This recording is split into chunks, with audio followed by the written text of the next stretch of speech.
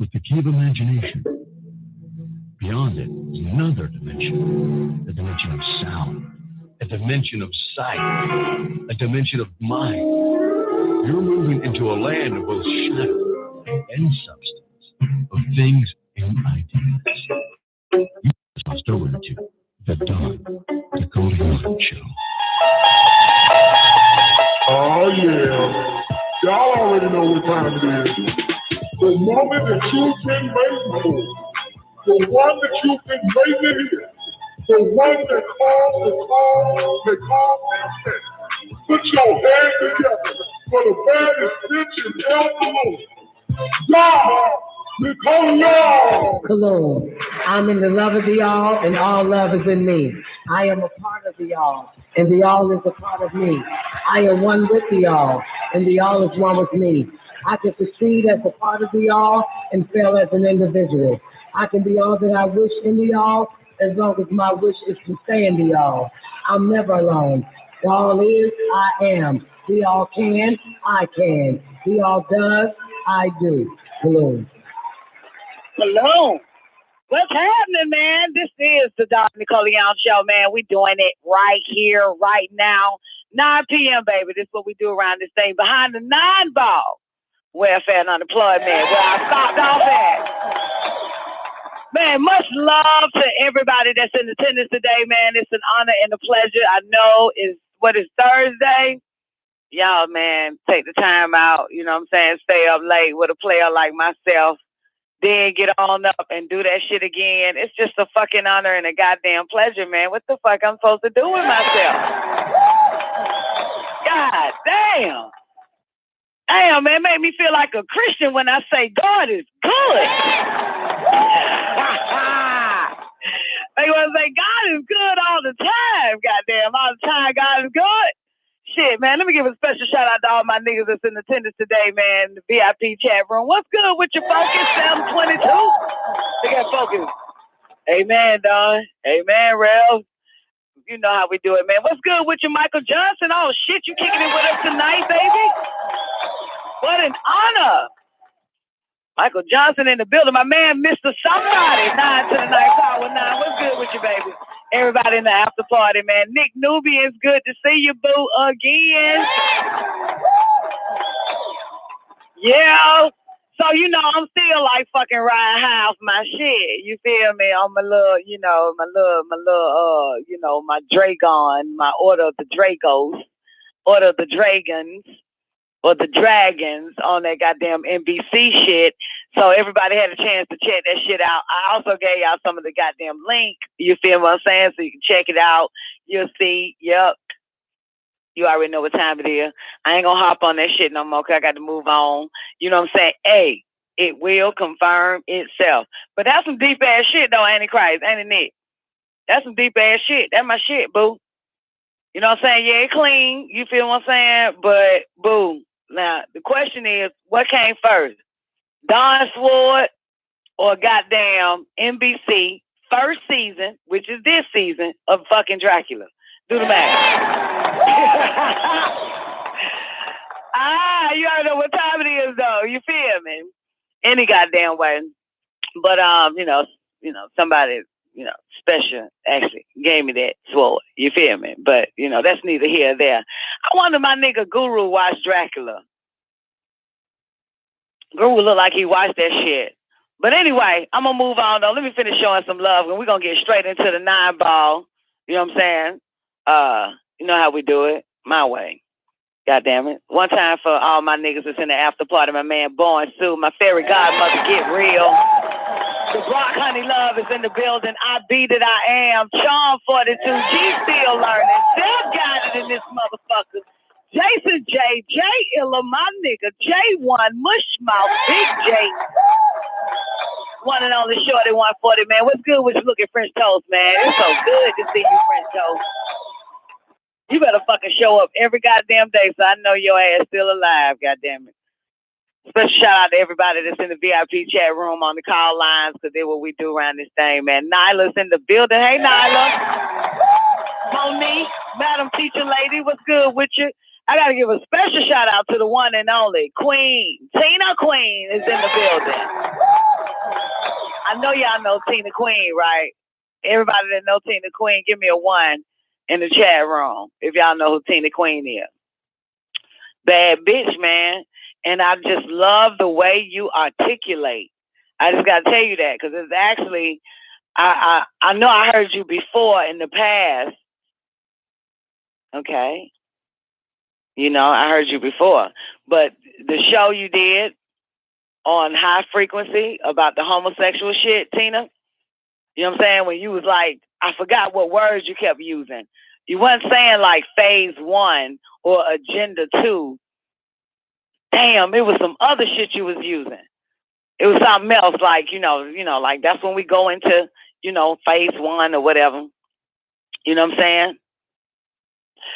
Yeah, go ahead, Monique. What you got? She asked if she want to know if she can ask about the dagger of Ajanti. Yeah, let these motherfuckers know that I got the knife. Now turn on the goddamn light. Let them motherfuckers know that. They still don't know who the fuck Don Nicoleone is. They still don't fucking get that shit. Let me get cocky real fucking quick around this motherfucker. Let them know I got the fucking knife. Now turn on the goddamn lights, motherfucker. That's right. Yep, that's right. Please believe it. Please believe it, motherfucker. But go ahead, Monique. God damn it. Tell her that the AJ Illa, did you see it? Sweetheart. Did you see it? Like, real talk. Did you see the shit? Like, yo, son, like, stop. And don't make me go on with that shit. Let's just put this on record. On the Chinese Zodiac, or whatever, Chinese scopes, whatever the fuck that shit is. I am the year of the dragon. Let's put that on record. Now watch how these self-righteous think they know everything. Like, you heard her. She a dragon. Drago's dragon. You damn right I am. Fuck niggas. Now what? You heard right. You're the dragon. Some shit. You know what I'm saying? The Big 4 was in the fucking Order of the Dragon on Draco's Dracula fucking NBC series. You know what I'm saying? But, what happened? I mean, come on, Monique. Did you ask the question yet? I'm sorry. You know how these motherfuckers do it. Yeah, I am that. You ain't shit you can do about it either, motherfucker. I'm with Antichrist. What you better watch? You better look at the names in the chat room, motherfucker. You got names. You got Demon in the chat room. What's good with your Demon? You got motherfucking Lucifer. What's happening? I see you. What's good with you, man? Dre Ghost. The Jowl. Antichrist is the Jowl. Yeah, we do it like that. We don't give a fuck. What you gonna do about it? Who you gonna tell? Your mama? Who the fuck you gonna tell? Obama? He's on our team. Who you gonna run and tell, motherfucker? What you gonna tell other inferior ass Negroes? Okay, I'm sorry, Monique. Let me stay focused. What you gonna go run and tell a whole bunch of niggas that can't do shit about us? Okay, look, wait, Monique, what you got? How do you use it? How do I use what? I use it many ways, sugar pie. You know what I'm saying? Depending on, you know what I'm saying? It's just depending on what it is, It depends on what it is, what's necessary. The first time, it wasn't the first time, but I will say this. When the Vortex opened up in 2003, Monique, I'm gonna give you a real truth. Okay? when the vortex opened up in 2003, I'll never forget that day. It was like it was yesterday. Okay. And I swear the moon looked just like Werewolf in London, like the werewolf moon. Like the moon had the same type of clouds when Werewolf is about to turn. And I was telling the sisters in my life at this time, and mind you, I don't have any biological, sister from same mother, same daddy, but these chicks. But anyway, I was telling them at the time, okay, the vortex, we already know, we should know, because the bitches I thought I was hanging with supposed to know the deal about the vortex open up, because it stays open for a whole year. And remind you, let's put on record that the vortex is still open, because the vortex opened up in 2013, last year in August, okay? So, and it's still open now. That's why we're seeing so much what is considered phenomenons and ice sun and like the 3 suns that, we took a look at over there in Russia. I think it was Russia or one of them little spots. But, you know what I'm saying? And a hell of a lot more type of shit is coming through and coming in. It's the same thing when the vortex open. And for the record, we already know that your media was reporting that it was called, I think Fowler can say it better than I can, the whole polar, what's that shit called? The polar something vortex. They are admitting it now, that there's about 3 or 4 or 5 vortex that are open. Okay. Yeah, exactly. But okay, now prior to y'all having information, and not to belittle anybody, of the vortex and all of that, before y'all became YouTube sensationalisms and goddamn Wikipedia fanatics, and not you, Monique, but y'all in general, we were already made aware of the next vortex because we're familiar with the Philadelphia experiment and all this other type of good shit. You know what I'm saying? Of course, they did a movie on the Hollywood Love to make a nigga sound crazy. The Invisibility Project, the Rainbow Project, and so forth, where they fucked around, with Von Neumann and all the rest of them scientists, and I was about to say Hitler, but no, they weren't Hitler, but my nigga Tesla. I fucking love Tesla too, for the record. Yep. And YBN niggas that's listening, go tell everybody I fucking love them. Fucking incredible. Okay. I don't know why I'm in love with extraterrestrials more than I am human beings or earthlings, but I'm just fascinated with them motherfuckers. And I'm going to tell you today, I know I'm getting distracted, but I'm still going to stay on point, Monique. But I'm going to tell you today that I actually overstood Tesla. Prior to that day, you know what I'm saying? My old fogey. Everybody know my old fogey, Dr. Thompson. It was Dr. York's personal private doctor and shit like that. And he's also, Nubian, the only real Nubian on the planet, for the record. But about a couple of years ago, this motherfucker comes home. And see, I got a problem when niggas spend my money on stupid shit. And he comes home with a fucking Tesla book. And I said to myself, I ain't gonna cut this nigga out for spending money on stupid shit. Right? I said, because maybe I just not have, maybe I haven't progressed far enough to understand why the fuck he go buy a Tesla book. But remind you now, meaning right now, you know what I'm saying? Right now, meaning let's say 3, 4, 5, 6 months ago, just now started to begin to, open up Dr. York books, even though I sell them, reprint them, create them, and all of that, since I haven't done it since I was a little girl, read his shit just to bust up people. But this is actually my first time. This is actually my first time to actually learn for myself this time, not learning to be knowledgeable so I could bust up people. I had a good time as a teenager doing that. But you tend to forget everything you was learning based off of your ego. So all of that went out the door. But now I was reading that Man from Planet Risk. And do you understand that was the first time it felt like the way he explained Tesla, everything about him, it was like I was right the fuck there in that book. That's when I was like, whoa. And Von Neumann and what's the other nigga name? Einstein and all the rest of them cats, right? Of course, we know they're Venerians, but that's neither here or there. Let me get back on point with you, Monique. The vortex. But this was in 2003. This is real talk, and I said this shit a few times on the show in the past. But you know, I told the sisters, you know what I'm saying, we got to be mindful that now the vortex is August the 12th, 2003. And I told them it's gonna be motherfuckers coming out from your past. You know, people that you ain't fucking talked to in years gonna find you because they already gonna be basically downloaded or possessed and trying to get into your house. You know what I'm saying? And trying to call you, motherfuckers you ain't heard. And everything I said was right before, you know what I'm saying, right before, you know, whatever that shit called.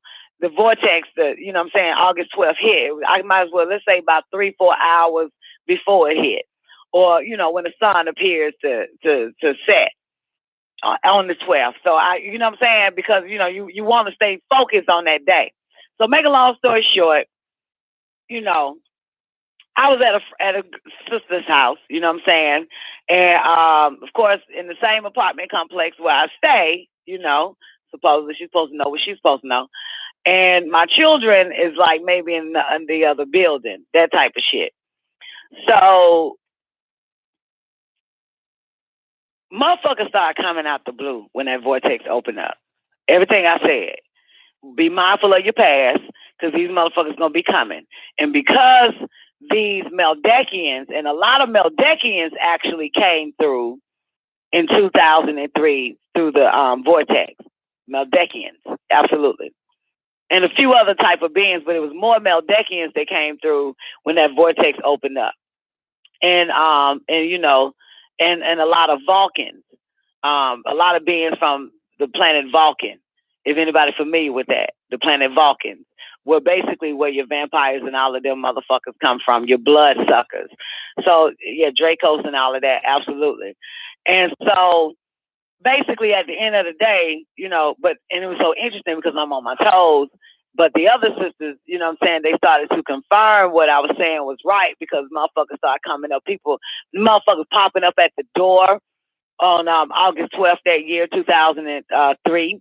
Motherfuckers popping up at the door. You know what I'm saying? Motherfuckers she ain't seen in goddamn 5 or 10 years, that type of shit. You know what I'm saying? And just knocking at her door and shit. And she would call me or whatever. But make a long story short, here's what happened. I decided to go home because I said something was telling me I need to be with my children. But prior to that, right before I left the house, I called Tierra. Now, 2003, oh shit, Tierra had to been, she was born in 93. That's also when the vortex opened, in 93. So Tierra was 10 years old. The rest of my children was younger than her. And I told Tierra, you know, this is the only one I really can't tell anything to when I'm on that shit. So I told Tierra, you know what I'm saying, the vortex is open today, and I need you to seal the house. It's all types of shit is going to be coming, so we need to protect the home. You know what I'm saying? I said, you know, I just told her vampires, all this other type of shit. And this is me telling my baby, right? So I'm still at her house. So I hear something say, you know, take your ass home. Might have been hours later. So by the time I took my ass home, you know, it might have been like maybe 8, 9 o'clock at night or whatever. Make a long story short, my nigga, you did. I stayed watch, and that was the first time I've actually held my dagger, Monique, and I slept with it. I slept with it on my back like a fucking Egyptian in a sarcophagus. I slept with it. I laid on my back and just protected the front door. We ain't have but one door because we stay in an apartment. Most apartments, you know, got one door, so it wasn't like a back door. So I stayed in the front of the apartment and, you know, did some work or whatever. But that's the first time I actually, you know, used my sword. I actually slept like I was on fucking duty. Now, I know this sounds crazy to a lot of motherfuckers, but Monique asked the question. That was the first time. That was 2003. No, let's go back. As a matter of fact, when I first got it, I took it to the ocean. I took it to the waters and I cleaned it. So that was in February. Okay. That was in February of 2003. By the time the vortex was open, my sword has already been ready. It has already been washed by the Atlantic Ocean. And as I said prior on the show earlier, I prefer the Atlantic Ocean over any ocean, any body of water. I don't know why. I mean, I know why, but it ain't like I've been through all the bodies of water connected anyway. But for some reason, Atlantic Ocean, her and I, and notice I said her and I, we have a very strong connection. She does a lot for me and my family. So now, that was the first time I took it, and I did some work down there in the, you know what I'm saying, in the islands and shit. You feel me? At the Atlantic Ocean.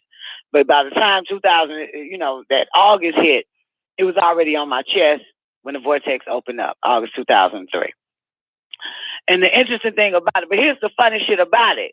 So, you just wake up the next day and move on about your life or whatever like that, open up your blinds and shit. And I saw a bunch of shit all around my window. I saw a bunch of like powder, some type of yellowish powder type of shit that was, I had 2 windows in the front living room and 2 windows in the bedroom in the apartment. And of course, it's all that shit was on the windows and I didn't know what the fuck it was. And this was there for like, months and months and months and shit. And I finally said, man, what the fuck is this shit in the goddamn window? My baby, Tierra. Tierra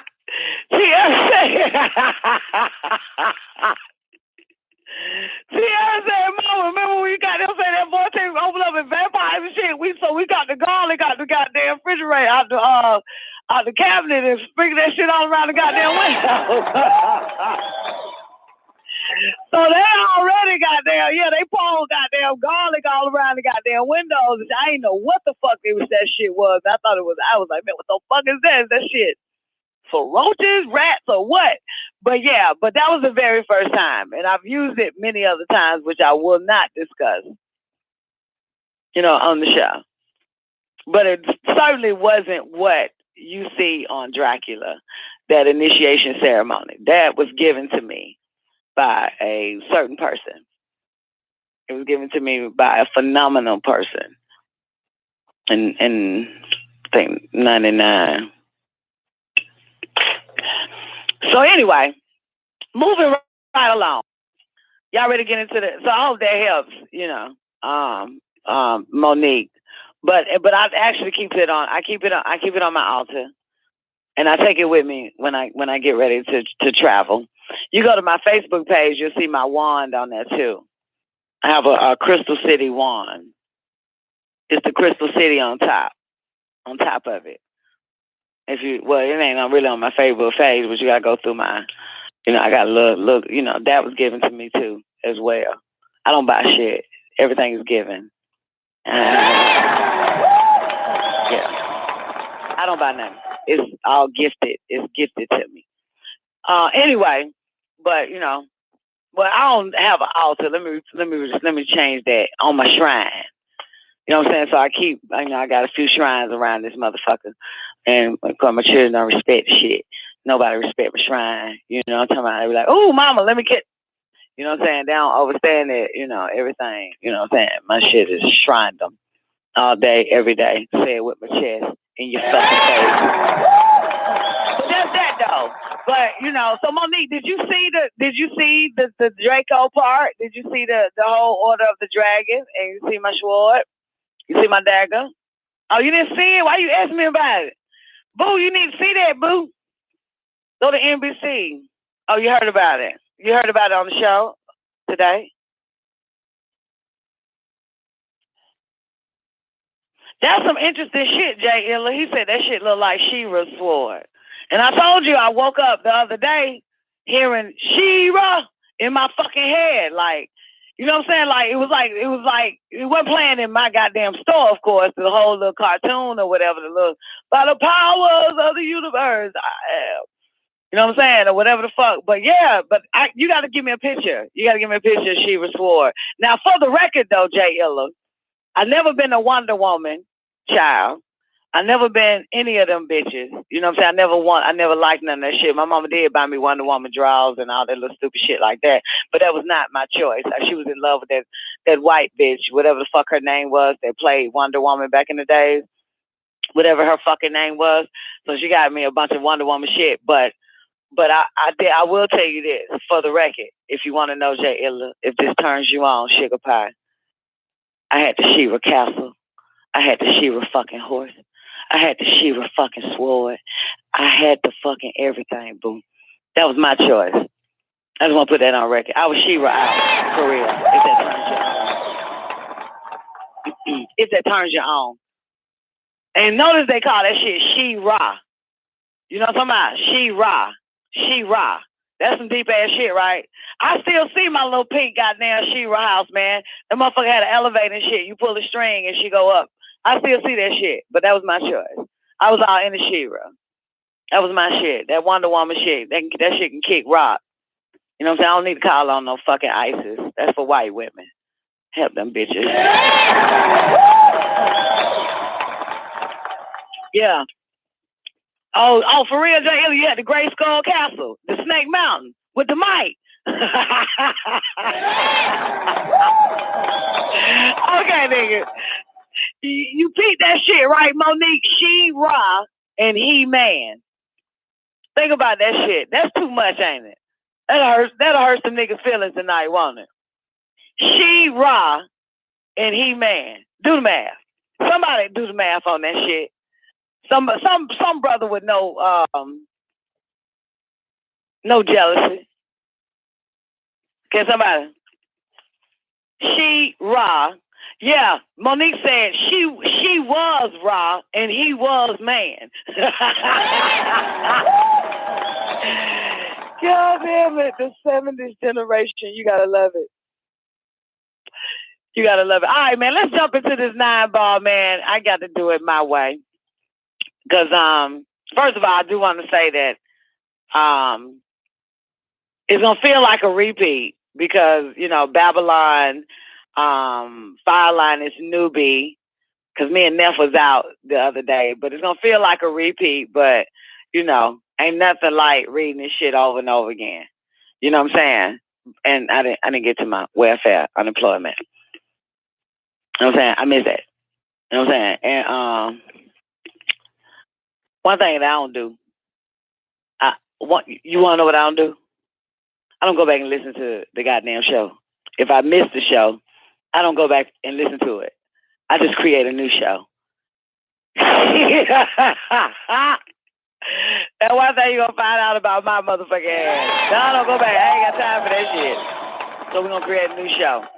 All right, so here we go, man. For everybody, y'all ready? Y'all ready? Good. Damn, get this shit popping, man. Anybody want their mics open? Come on and speak now, or forever hold your dick in your hand. You feel me?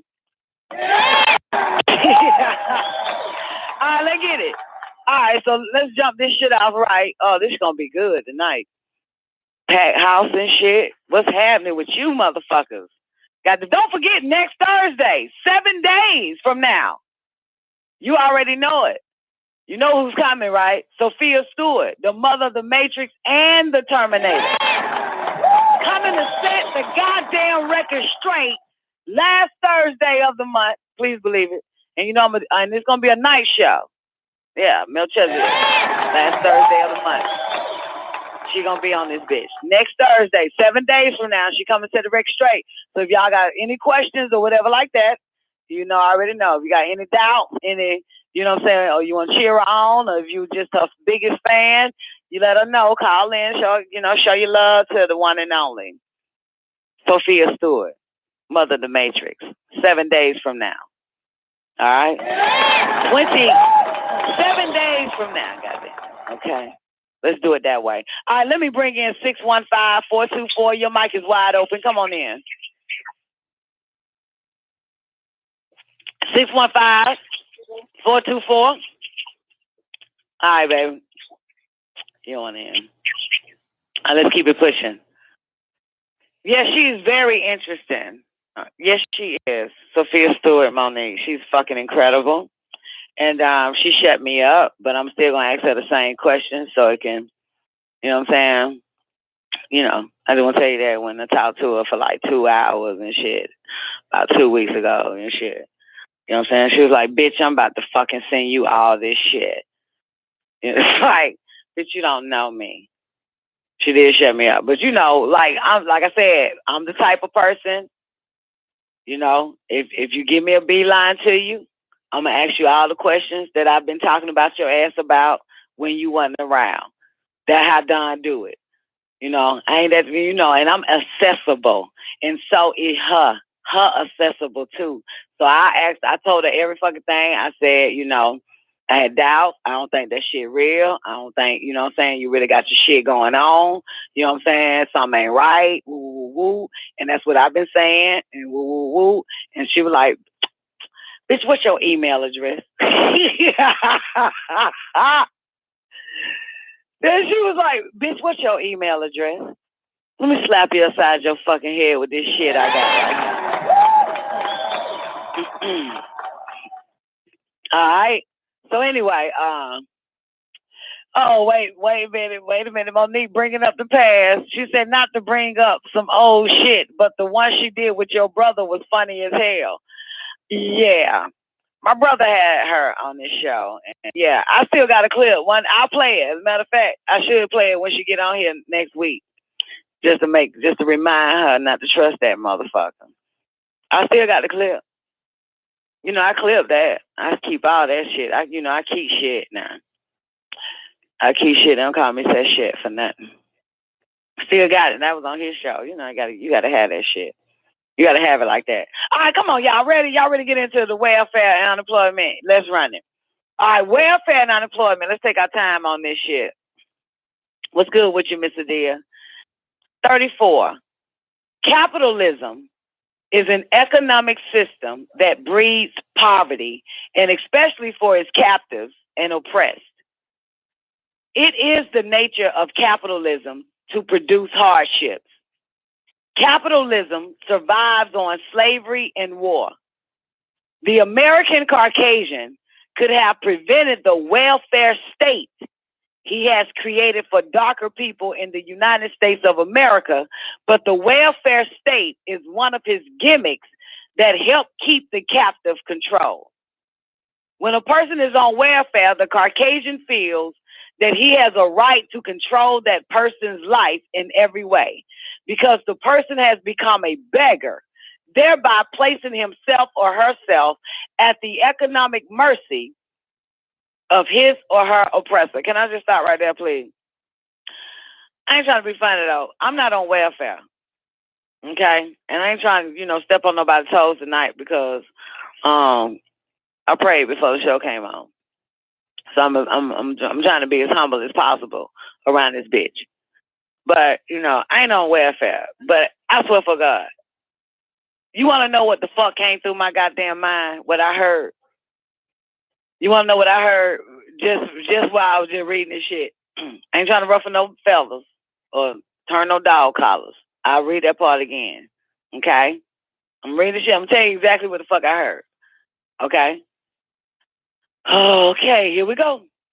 When a person is on welfare, the Caucasian feels that he has a right to control that person. Let me stop there. I'll read it again. When a person is on welfare, the Caucasian feels that he has a right to control that person's life in every way. Let me rewind that shit back one more time. When a person is on welfare, the Caucasian feels that he has a right to control that person's life in every way, because the person has become a beggar, thereby placing him or herself at the economic mercy of his or her oppressor. Let me wind the shit back one more time. Let's do it one more time. I know you get me. Antichrist. I know you get me. When a person is on welfare, the Caucasian feels that let's rewind it back one more time. When a person is on welfare, the man feels that he has a right to control that woman's life in every way because that woman has become a beggar, thereby placing herself at the mercy of his ass. That's what I heard. I swear I heard that shit. You heard the same shit. Now, mind you, welfare was created for what gender? What gender, really? What gender? Female, a woman, girls, Motherfuckers with pussies. Okay?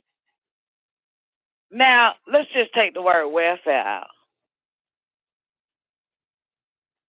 Let's replace that shit with the breadwinner.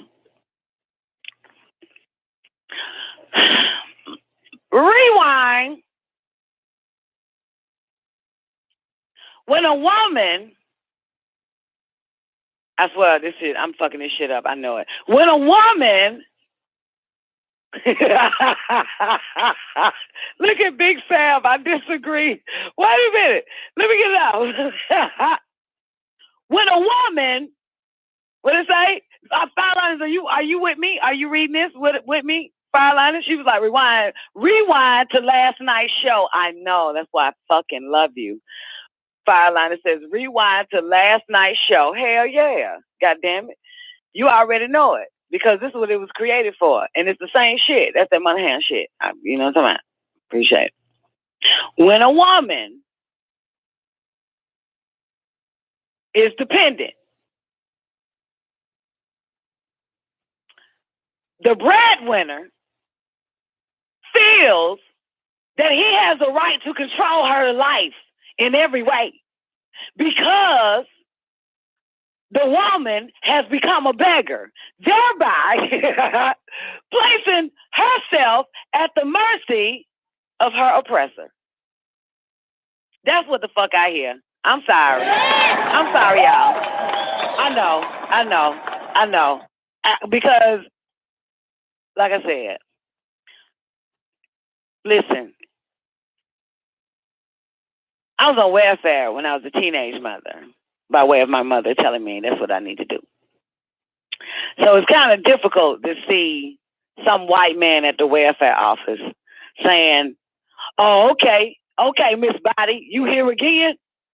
Well, this time, goddamn it, I ain't gonna give you but $2. Cause I'm tired of you motherfucking goddamn woo. And how come your ass ain't never goddamn home? That's fine. All I saw was a whole bunch of black bitches working at the welfare office. So I never actually even, this is me at 15, 16. So I never actually even fathomed that it was some white man shit. I just want to tell you that. I do. I just want to tell you that. But the pros and cons, brothers, if you can understand, and I'm sure some of your mothers was on that shit. So stop kicking it as if your mama wasn't on no goddamn welfare. And like, this shit is a distaste of right now. Nigga, your mammy was on welfare. All in favor that your mama was on welfare. Give me a one. Your grandmama. Be honest.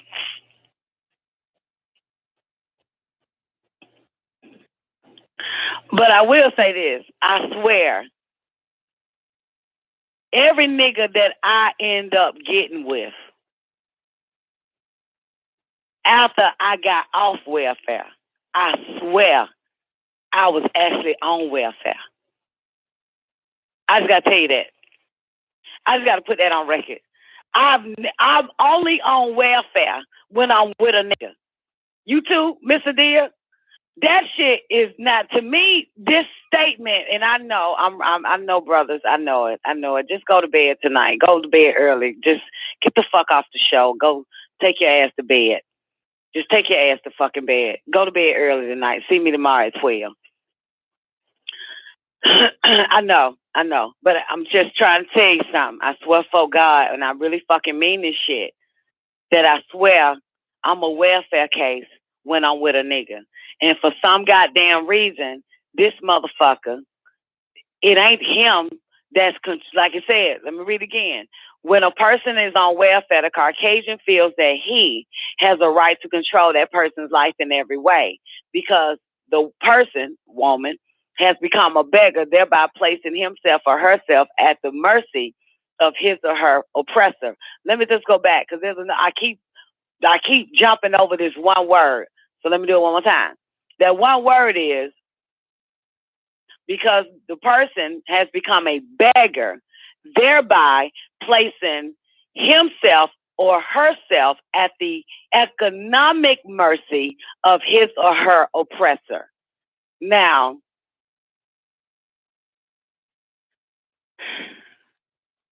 I'm going to say this again. I'm on welfare when I'm with a nigga. I just got to put that on record. When I didn't have a nigga, I wasn't on welfare. I wasn't a beggar. I wasn't begging no motherfucking nigga. And I did not put myself at the mercy of no motherfucking. I did not put myself at the economic mercy of this nigga who is now my oppressor. That's what I see, Fireliners. You know what I'm saying? I mean, to me, that's the worst fucking feeling when you are living with your oppressor. Then happen to maybe think that the cracker at the traffic light in his car next to yours could be the fucking Caucasian that Dr. York is goddamn talking about in this shit as far as welfare. That's a crock of shit. That's a goddamn lie. I ain't see this motherfucker yet. But I just wanted to put that on record. I'm actually sharing my innermost, you know what I'm saying, feelings. So I just want to say this. When we get more and more into welfare and unemployment, you know what I'm saying? Y'all brothers gonna have to be very fucking patient, because when we get down to that part where he says, and the woman feel that she could leave her husband because of the trick of welfare, we ain't got to that part yet. The trick, he said welfare is a trick because he got this bitch thinking that she could leave her husband as long as goddamn welfare there. Well, if you look in the mind for a minute, brothers, if you just travel through the mind of a woman that's tired of being oppressed, we will take that fucking cracker check because he don't give us no smack. He don't give us no smack. He's not really oppressing us. It's you and your fucking money that oppress us. So in other words, let's do it this way. Let's do it like this. Thank you, Big Sav. No bullshit coming with it. No, why we ain't fucking. Ain't coming with it. Why you ain't fucking me tonight? Why your ass ain't home tonight? Why the fuck you? Okay, all the OGs that's in attendance on the Don Nicoleone show understand what I'm saying. French toast, Big Sav, absolutely. So it's like we can't. This shit about to have me fucking crying because this is a real serious fucking issue. Why we're driven to leave you, and we would be forced to take less. We would prefer to take less caller welfare than to put up with your fucking ass oppressing us over your dead hunky that you fucking bring in this bitch. We would rather do that. He ain't in my house, the Mr. White Man. He was never in my fucking house. So it's kind of like y'all drive us to want to leave you because we don't like the oppression at the fucking house. We're not being oppressed at the welfare office. I'm just telling you that. We're not being oppressed. They ask for simple shit. Social Security, birth certificate, current address, kid's name, if you got any.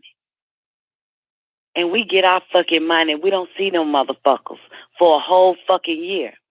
But you motherfuckers,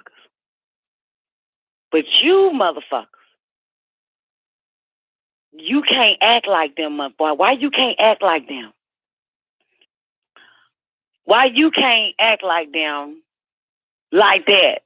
You understand what I'm saying? It's like hell. So that's why I said when I read this shit, that was the first thing I thought. I was like, y'all gotta understand, man. Y'all oppress the fuck out of us. That's what y'all gotta understand. I ain't saying y'all like y'all, but y'all share this shit with anybody that resembles the fucking shit I'm talking about. Y'all oppress the hell out of us when it comes to your fucking dead hunky. And this is the only problem I have with welfare and unemployment in the 9-ball. Because the more we get into it, he's going to talk about how nigga need to have a job and all this type of shit and make sure that the bitch stay at home. Now, if you ever get a chance, brothers, to stop thinking while I'm talking, gather a group of bitches. Don't think while they talk, but just listen to what they saying, and we all say the same shit. That we would rather ask the white man for $1 and some fruity fucking pebbles and some peanut butter, wick, and some goddamn milk before we ask your bitch ass and a house to stay. Now I'll tell you the beauty thing about welfare, because I've been listening, to the show the other day while I, supposed to have been doing what I supposed to did. Nobody mentioned Section 8. I don't remember. Maybe I did. But let me explain something. This is the way Section 8 work on welfare. Okay? They give you a voucher. Let me explain it better than Babylon, Don, Dan, Foulliners. Let me do it. They give you a voucher. That voucher is the amount, okay? Is the amount that you're going to fucking spend. Let's call that a check. And let's call that house hunting. Hello? So Mr. White Man will give you a voucher and you go find your own goddamn house. Okay? Yes or no? Ain't that the way it works? Ain't that the way it works? He doesn't say, I ain't ready yet. Oh, I think we need to stay where the fuck we at. I think you need to stay where you at. You can move any fucking time you fucking feel like it. Do you understand? You can get in a fucking house, what's the day? Friday, and change your fucking mind Tuesday and go house hunting Wednesday, and Mr. White Man wouldn't give a fuck. You can goddamn flip houses, go in and out of that shit all day fucking long as it's the amount of your fucking voucher. Okay? Am I right or am I fucking wrong? But you fucking niggas, you breadwinning ass oppressor, just like this cracker he talking about. We say, honey, we're tired of this area. I need to move. We need to move. We need a bigger place. Let's not forget that more children you have, you get an extra bedroom from Mr. White Man. But you got to argue with the nigga you done had 3 babies by, and y'all in goddamn 1 fucking bedroom that it's time to fucking move, and he can't do it. It's time for a yard, nigga. It's time to move it to somewhere better. He got 1,000 fucking excuses. So do you understand, my Negro brothers today, that we would rather get a check from his ass, that man, you know the one, Caucasian, and he don't fuck with us. He let us drive and look and house hunt and do all that shit with no fucking interference. And all we do is come back like, I found the house. I found the fucking house. That's all we do. And we move in. Y'all make it where we have no fucking choice but to go to that motherfucker. You niggas make it that way. Because it's no stress. We have another child, we get an extra room added to the fucking house. Yes or no? We get to move instantly, immediately. But with your fucking bread money, we got to argue. You got to tell me, be patient. And then I say when, and you say, well, give me a year. And I'll be ready, and we can move and get us in the house. Now, Section 8, they say those waiting lists, your name is on the list, let's say January the 1st, but guess what? So you wait patiently, January the fucking 1st, all the way to January the 1st of next year, and guess what?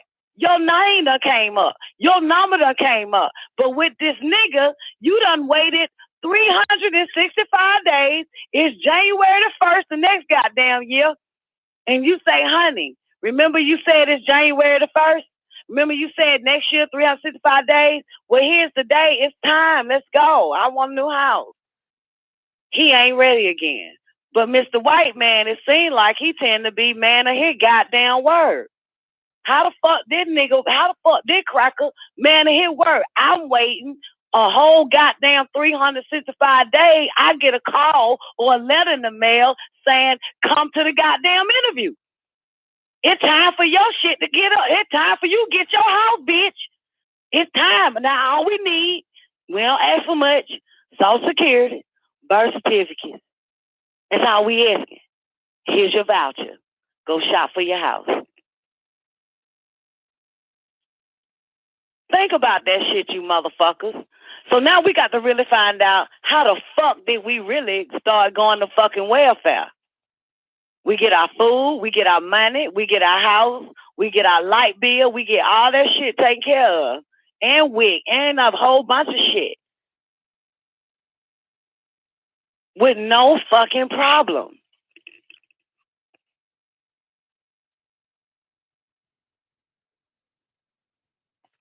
So anyway, I just want to share that.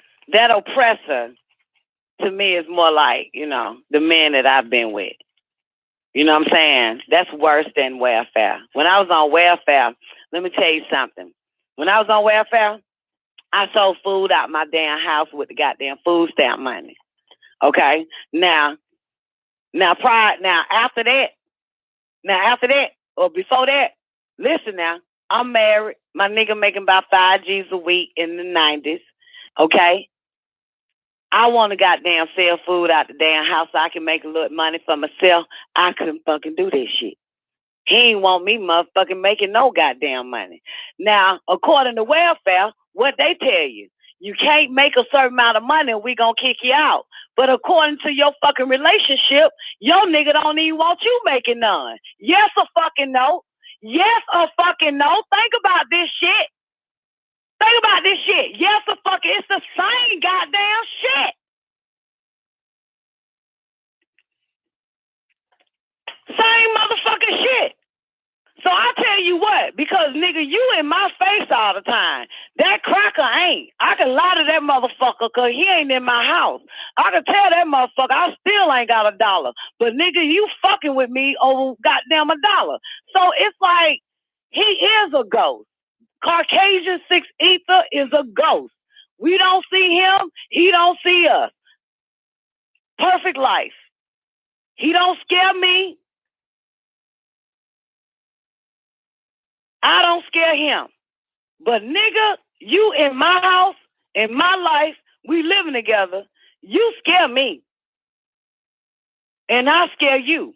You scare me because you don't want me doing shit. And I scare you if I do something.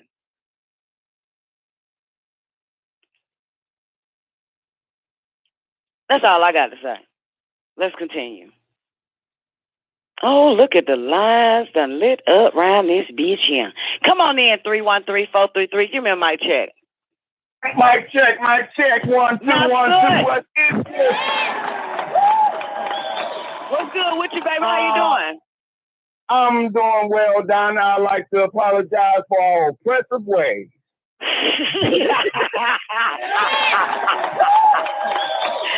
You the first, sweetheart. Thank you. That's all we just apologize. Come on, give me a hug. Give me hug time. That's right. That should be the truth, though, man. So we got it hard, in regards to where we going. Do we just wait on you or just deal with him that really don't exist in our life and won't give us no headache? But what you got? What else you got, Nasud? Man, what I got is a situation came up here at the little spot I work at, right? Mm-hmm. A young boy, 13 years old, come running down the street with no coat on in 7-degree weather. Mm-hmm. And he done ran away. He done ran from the home because his wife done jumped on him. I mean, the mother. Mm-hmm. Sound like my son. Yeah. He ain't got no coat on in 7-degree weather right now. But go ahead. Well, no, he's in somebody's house right about now, so he's cool. Well, I'm sure mine is too. But go ahead. Oh no, I called his mother. Mother came and got him. You know what I'm saying? But that was what else was going on in my life. Outside of that, nothing. Chilling, trying to get it in. So bad 13-year-old boy. Yeah, pretty much. What the mama say when you talk to her? She got 6 children. He's the oldest. Talking, right? He's the only son. So she got 5. And he's the only son. His father died last year. You know what I'm saying? But sickly before he passed away. You know what I'm saying? I'm trying to work through her thing and take care of him. He came in here with nice shoes on, better shoes than me. But you can tell he's taken care of. But as that he ran out the house and forgot his coat. Well. I guess the way she had spoke on it was she was gonna do. She did one of her jiu-jitsu moves, and he knew where that was going. So he got the fuck up out of there. She was about to really fuck him up, so he went ahead and ran up out of there. So he was a little disrespectful. She felt he shouldn't have threw his hands up to knock her hands off of him. So that's that. And then I was thinking how that generation gap happened with parents and children. It's like once the child is a baby or still in the adolescent age, it don't be no generation gap there. But soon as they reach 12, 13, 14, that's where the generation gaps come with the parents to the child.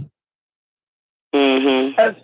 That's me, But I told the sister, you're doing a great job. Honor to the black woman, the black mother. You know what I'm saying? But we got a lot of shit against us in the first place.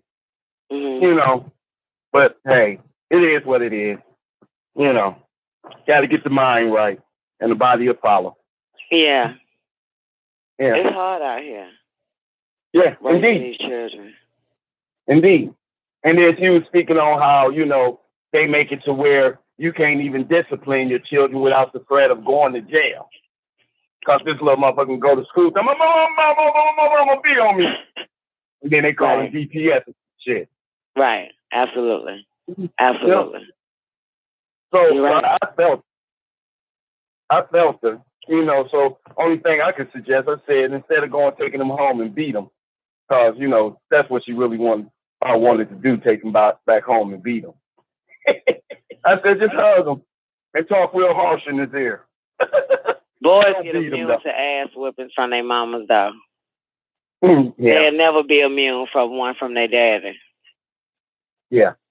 They get immune. Yeah. Yeah. Oh. Yeah. Yeah. That shit. Yeah, that shit don't work.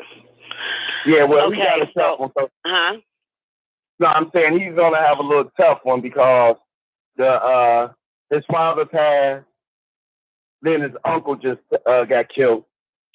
So the man's in his life is actually exit, and his grandfather don't even want to fuck with him. Mm-hmm. So well, get it. Now is that the grandfather on the daddy side or the mama side? Yeah, that's the grandfather on the daddy side. See, that's always different anyway. Yeah, the granddaddy's on daddy's side is different from granddaddy's on mama's side. That's always different. No, the little motherfucker stole $1,000 from him. Yeah, I understand. That's why it's different. Yeah, I mean, it's not it's just not more of a connection. You can rob them, it's not really a connection. That was her daddy's mother, his daddy's mother, his mother's daddy. It'd be a little bit different. Oh, word. It's just always like that for some reason. Sometimes it's better on both sides, but in most cases, the dad is daddy. What is the Black Regal? Okay, so let me read that part one more time. When a person is on welfare, a woman, of course, you know what I'm saying? She's in a relationship with an oppressor. He feels that he has the right to control her life in every way because the person has become a beggar, thereby placing himself or herself at the economic mercy of his or her oppressor. Check it now. In other words, the person has become completely dependent on the enemy who wanted to see his captive in that position in the first place. In other words, the person has become completely dependent on the enemy who wanted to see his captive in that position in the first place. Now, let me say something. Now, there's a, it's a two-way street in this situation, because I noticed that when women can also become an oppressor to a nigga who's unemployed. Am I right or wrong? She actually becomes the oppressor as well because she wants to see him captive as well. And I've seen that take place in a few bitches' lives that I know personally. You know what I'm saying? Just so that they can feel that they have more power. It's something about that dead honky to any Negro, male or female. It do something to that person if, in fact, they don't see each other as equal. Because I noticed that when a woman starts making money, she feels empowered, right? When a man controls the money, he stays in power. Now, notice I said she feels in power. But when she starts to become more powerful than him, and it's that dead hunky, ain't shit else, for the record. It's just that dead hunky. How many dead hunkies a motherfucker can bring in? And who bring in the most dead hunky? But in the wrong relationship, in this case, in this case right here, I always see it as one is the captive and the other one is the oppressor.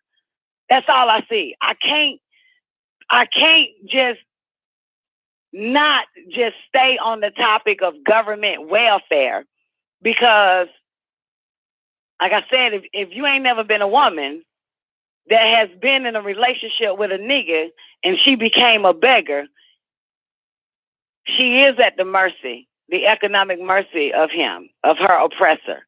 And vice versa with any nigga who is not making any money. He do become the beggar to her. And if this is true, and I know it's true, that they are basically, one is the oppressor and the other one is a beggar, which means that one is the enemy, like it says. In other words, the person has become completely dependent on the enemy who wanted to see his or her captive in that position in the first place. Because I ain't trying to be funny, though. But it's just, to me, it's more of a relationship issue with the welfare, with this first paragraph. It's a relationship problem. You know what I'm saying? It's us. It ain't Mr. Caucasian. He got it set up. Well, we don't have to see that nigga. I already explained how good that shit is with him. You know what I'm saying? And even if the black man takes his ass to the Caucasian to get a job, he still comes back as the oppressor. If this bitch takes her ass to him and get welfare, she will still come back home as the oppressor if he ain't doing shit. If she goes and get a job and he at home, she gonna still come back as the oppressor because these two motherfuckers don't need to be together. This is why I left the niggas I was with. Because I don't think it should be like that. You know what I'm saying? If if your money is my money is your money, then when I say, let's move, you say, fine. That's all I'm saying. If I say, I want a whole bunch of Fruity Pebbles, you say, go get it. It just shouldn't be an issue. You know what I'm saying? Because mind you, welfare takes care of you monetarily. They feed you, clothe you, and put roof over your fucking head. And you get medical benefits, too, for the record. you and your children. The nigga got it good. That cracker got it set up so fucking good that this bitch don't ever have to see his ass. She sees a bunch of women that work for him. I just want to put that on record. And the only man most likely that she has to fuck with on that when she goes to the welfare is the black man, hello, that owns the fucking houses, hello, that is registered on Section 8. Okay? So she got to go to another black man who decides to flip houses and put them up to Section 8. But her nigga can't give her that. Do you understand? So we're running not just to the white man, but there's another black man that says, I got 3 houses you could choose from.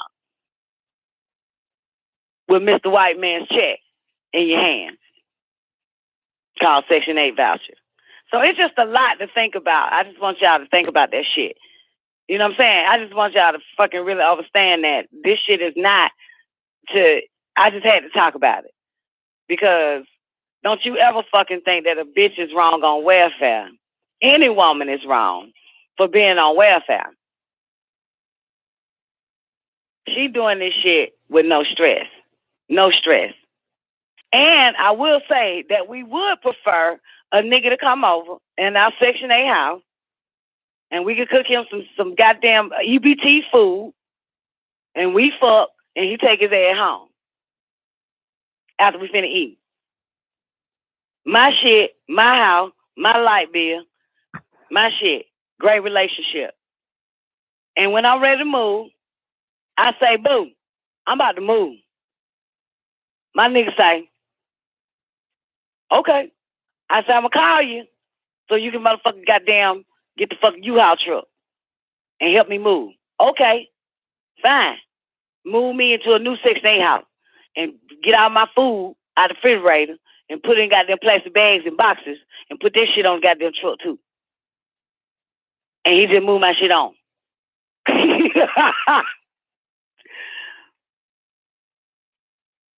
A nigga we just fucking that don't live there. That's a big difference. I'm just saying. I'm just showing you it's a big difference. 30 times.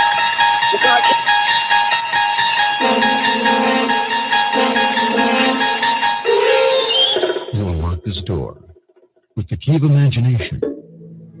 Beyond it is another dimension, a dimension of sound, a dimension of sight, a dimension of mind. You're moving into a land of both shadow and substance, of things and ideas. You've just crossed over into the Dawn Nicoleone Show. Oh, yeah. Y'all already know what time it is.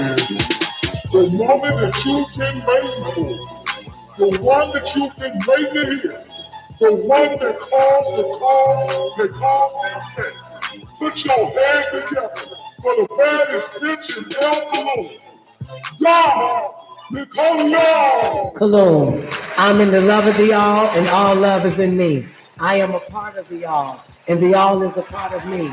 I am one with the all, and the all is one with me.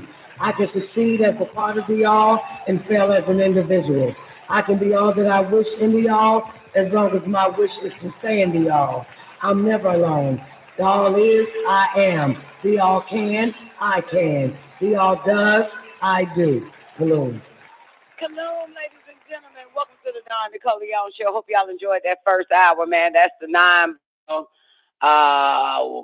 dated January 23rd, 2014, Behind the 9 Ball with Dawn Nicoleone. Count 3, welfare and unemployment.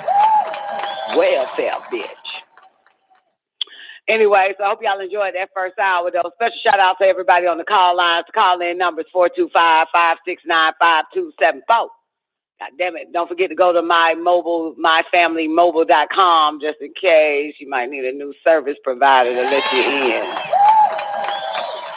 Chop it up with Dawn Nicoleone and also Nefertiti, everybody on this motherfucker, man, WGAG Radio, because it's official.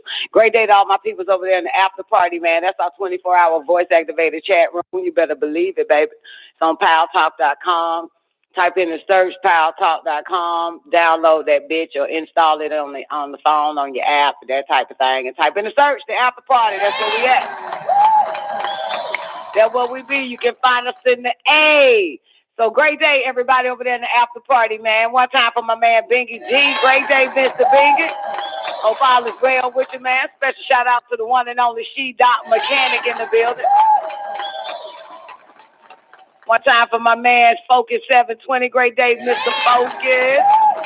Hope all is well with you, man, and them babies and them grown-ass men you got now. One time for my lady, Miss Hudson. Hope all is well with you, baby. Miss Miles, where you been, nigga?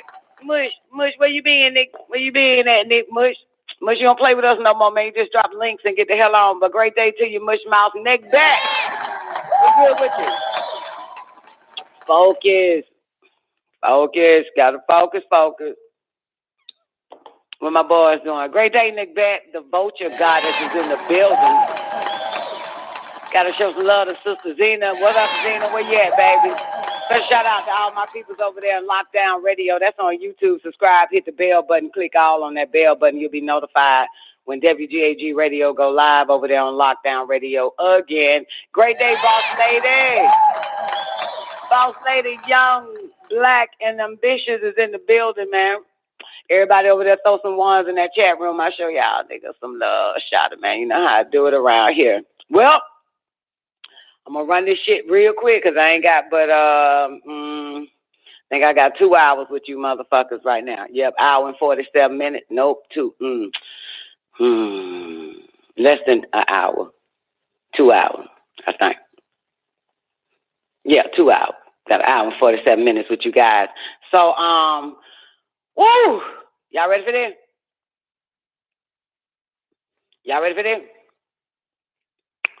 You got an ODU professor wants to normalize pedophilia and use terminology as minor attracted person. Yeah, you know it was coming. You know it was coming. Ain't no bit what I was telling these motherfuckers many moons ago. Many moons ago. What I was telling these motherfuckers in the bed. When y'all accepted that homosexuality, that tranny shit, what I say, that fucking pedophilia is coming up next. When they got you dumbass motherfuckers saying shit like, oh, it's okay, you can love who you want to love. I said, that shit getting them motherfuckers ready. They're getting your dumb ass ready for that pedophilia ass shit. But no.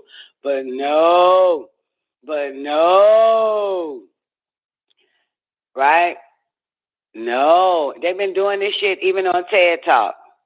They got fucking female psychologists, whatever the fuck you want to call it, standing up for pedophilias and explaining that it's not a sickness and all that shit, all that goddamn crazy shit. It's also in the new goddamn psychology goddamn book.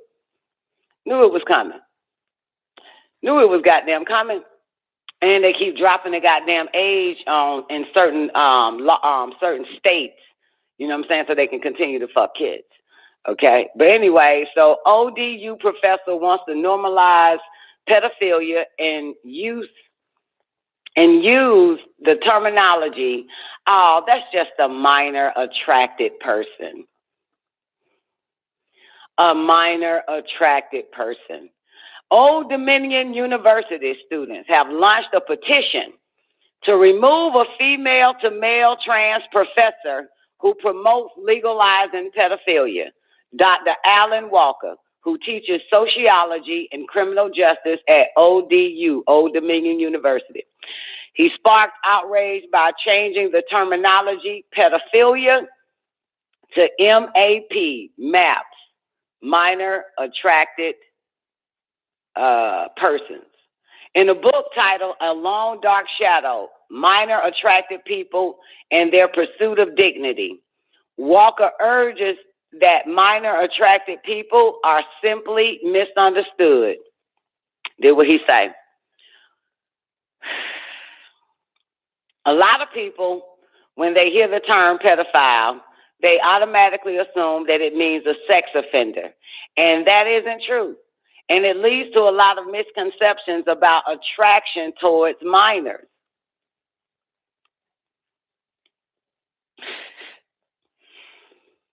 Yeah, be attracted to your own fucking kids. Leave everybody else's kids alone. How about that? You know what I'm saying? How about that? Like, have some kids and fuck your own, okay? A lot of people, when they hear the term pedophilia, they automatically assume that it means a sex offender, and that isn't true, and it leads to a lot of misconceptions about attractions towards minors. Walker continued, from my perspective, there is no morality or immorality attached to attraction to anyone because no one can control who they attracted to at all. Then don't that sound like the narrative of the LGBT? Ain't that what they said? Ain't that what everybody was saying? You can't help who you attracted to. Remember, they had all these dumbass motherfuckers, you got them black ass bitches falling for that damn term, got you saying that damn sentence. Can't help who you attracted to. You can't help who the fuck you love. You can't help all that fucking shit. Fell for it. There it is, right there. Let me read it again.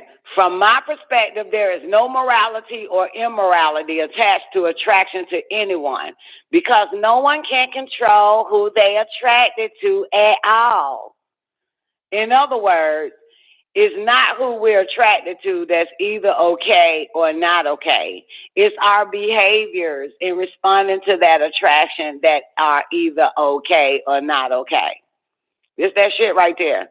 Old Dominion University administration responded by distancing itself from this professor by the name of Alan Walker's comment, but stopped short of removing the professor. Alumni are outraged at the school's response to the controversy. These are children, by the way. Give a fuck, university. That's still somebody's child in that bitch. Remove Dr. Alan Walker, MAPS pedophilia activist from Old Dominion University. So they don't sign petitions and all that shit. A Change.org petition called for the school to remove Walker has garnered nearly 3,000 signatures.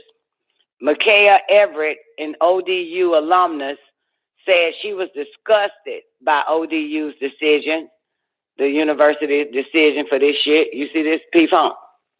We do not need to change the terminology for pedophiles. That's what she said.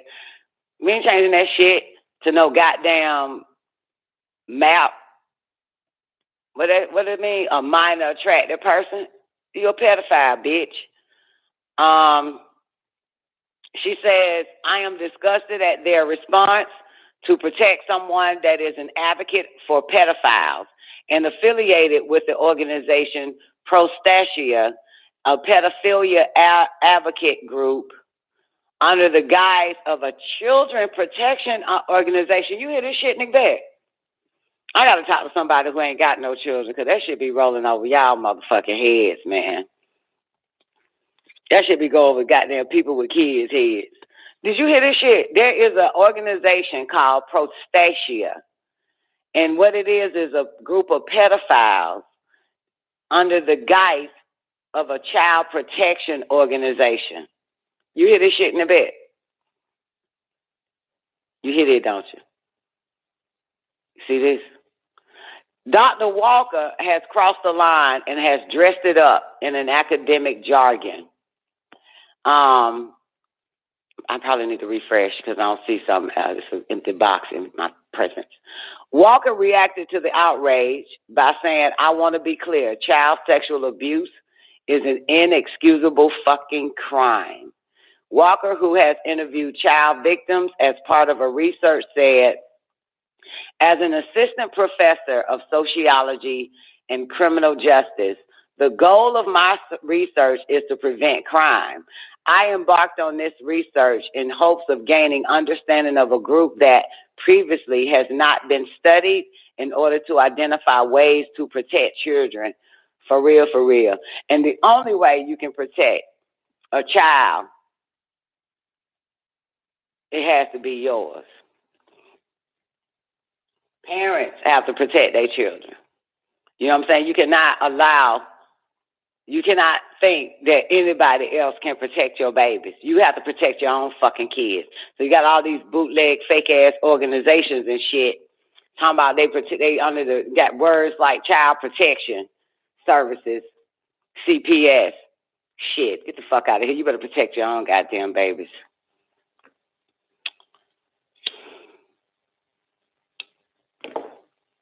Yeah. So it's coming, man. And the school did not, they distanced themselves, but great day, Patrice. They distanced themselves, but they still have, how do you call it? They still have the professor there.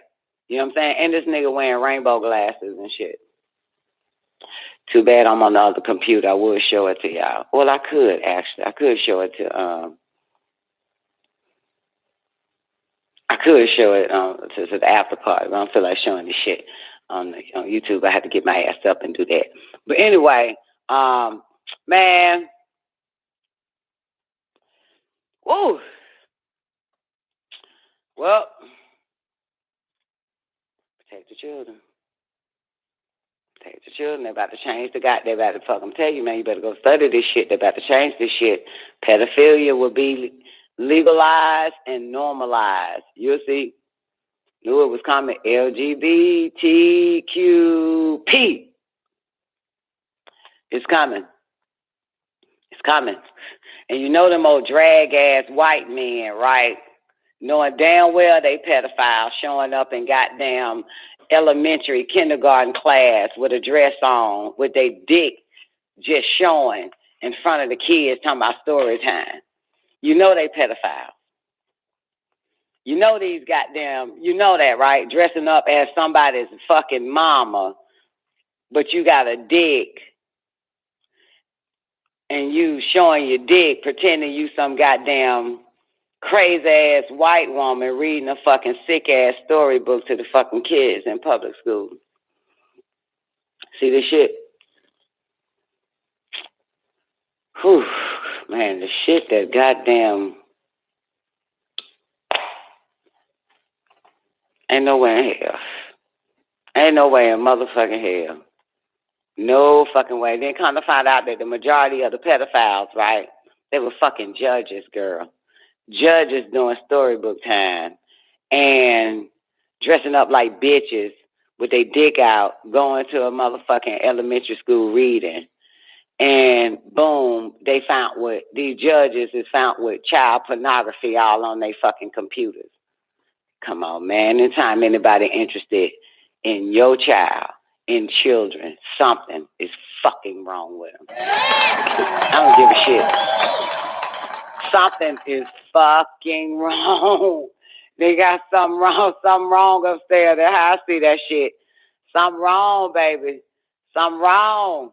But yeah, that's it, man. So, you know, it's male. What is it called again? And mind you, this is a female to male transgender professor. I missed that part, She-Doc. This motherfucker is a female to male trans professor who promotes legalizing pedophilia. This bitch walking around with a fake ass dick wanting to fuck some kids or some girls. I have no idea what the fuck this sick ass white bitch want to do. This is a female to male professor. But again, that's LGBT. That is a fucking pedophile. See that shit? Told y'all that shit. Them motherfucking pedophiles. I don't give a fuck what nobody say. LGBTQ are all P's. Tell them I said it.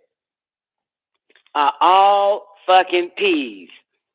This bitch is a female to male trans. What?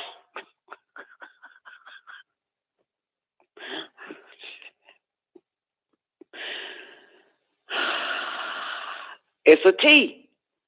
It's a fucking T. It's a T. It's a T. That is a P.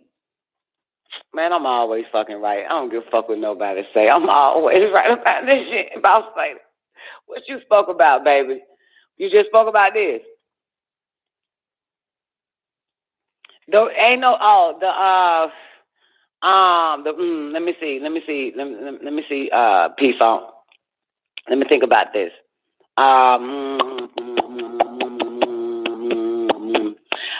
the organization that they have, let me find a lady that's been investigating their ass on these criminal, sick-ass behaviors. Damn, let me see. Let me find it. Okay, it's called Prostasia.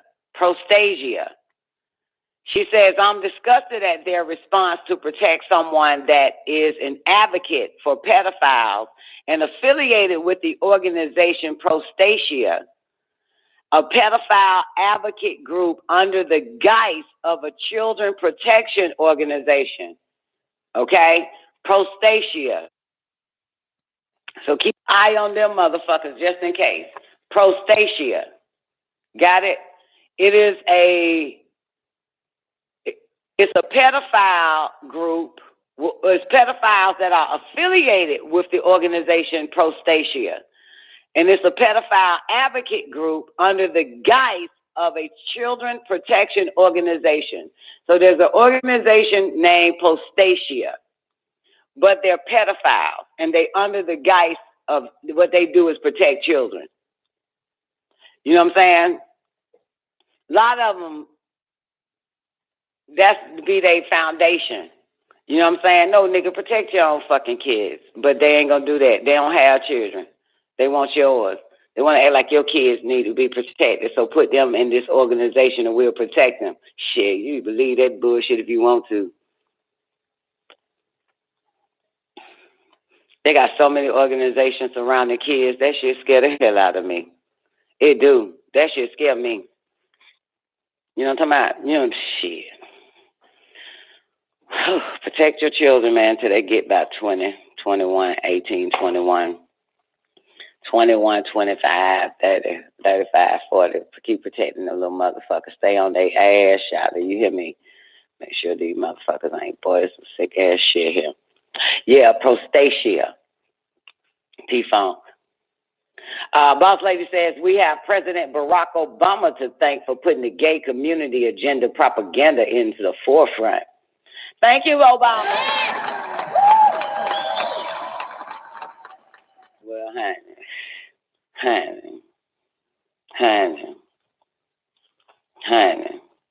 if Negroes only knew what that man really is. If Negroes only knew, that nigga all for that shit. If they only knew. If they only fucking knew who Obama really the fuck is. That's one of the reasons why they snatched down Don Nicoleone TV. It's because of all that shit I had on Obama. And they banned my ass for 90 days on Facebook. Because the shit I had on Obama. Dealing with children. Things I had on that motherfucker. Hey. You know what I'm talking about? Anyway. Yep. And y'all already know what Mark Zuckerberg into, shouting.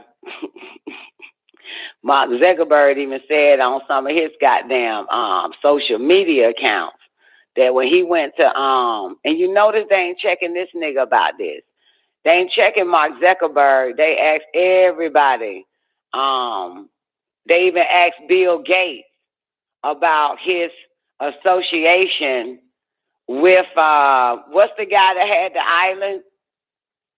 What's the white guy that he so-called killed himself in prison that had drugged all them kids and everybody flew in with his Lolita Express and he got a logbook of everybody from Beyonce to Chris Tucker to goddamn all white people and shit.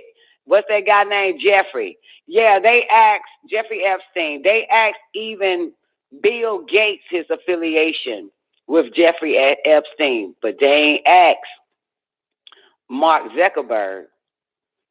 Okay? Mark Zuckerberg said it out his own fucking mouth on his fucking social media page that he with the first time he went there, it didn't feel right. You know what I'm saying? He said something like it didn't feel right, right? He said some shit like the kids didn't want to. or some shit.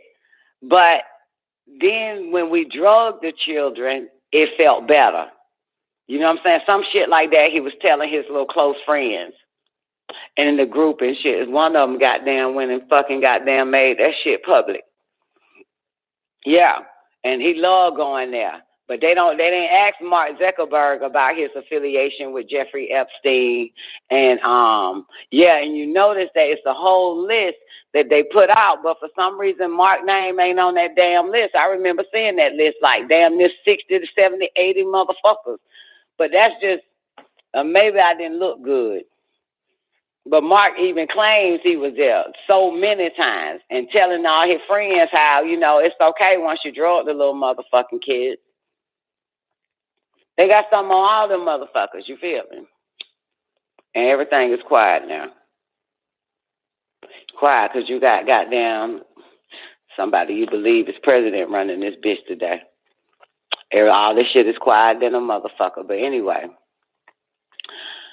Woo!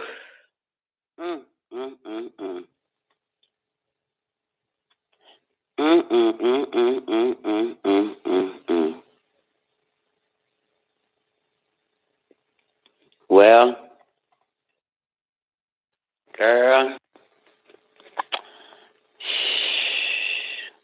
Oh my God, Chico DeBarge arrested on drug charges again. What's so interesting is when I was reading the professor shit, the female to male trans white professor bitch that's for pedophilia.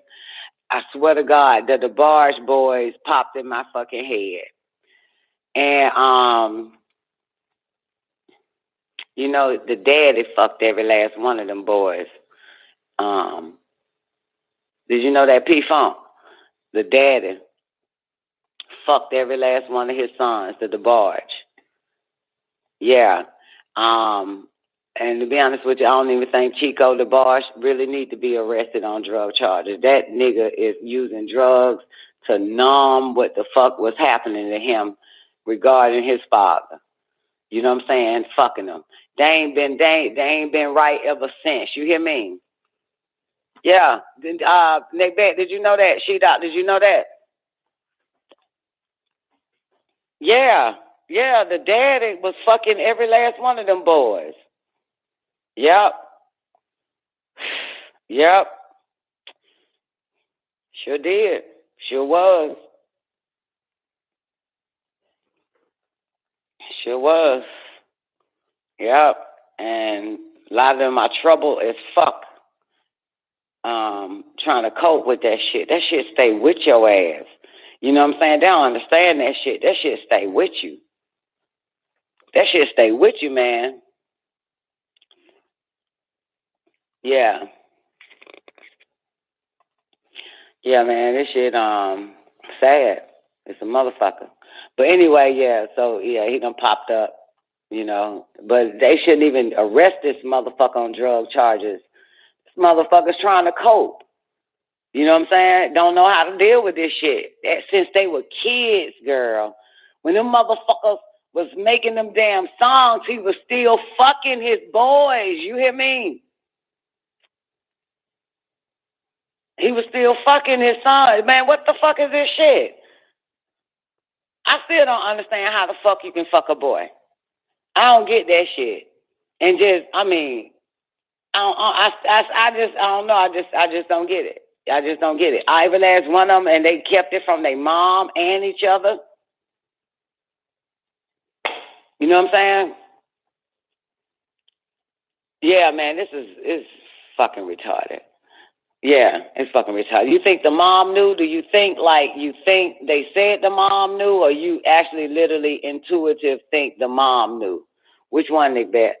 What up, Zena?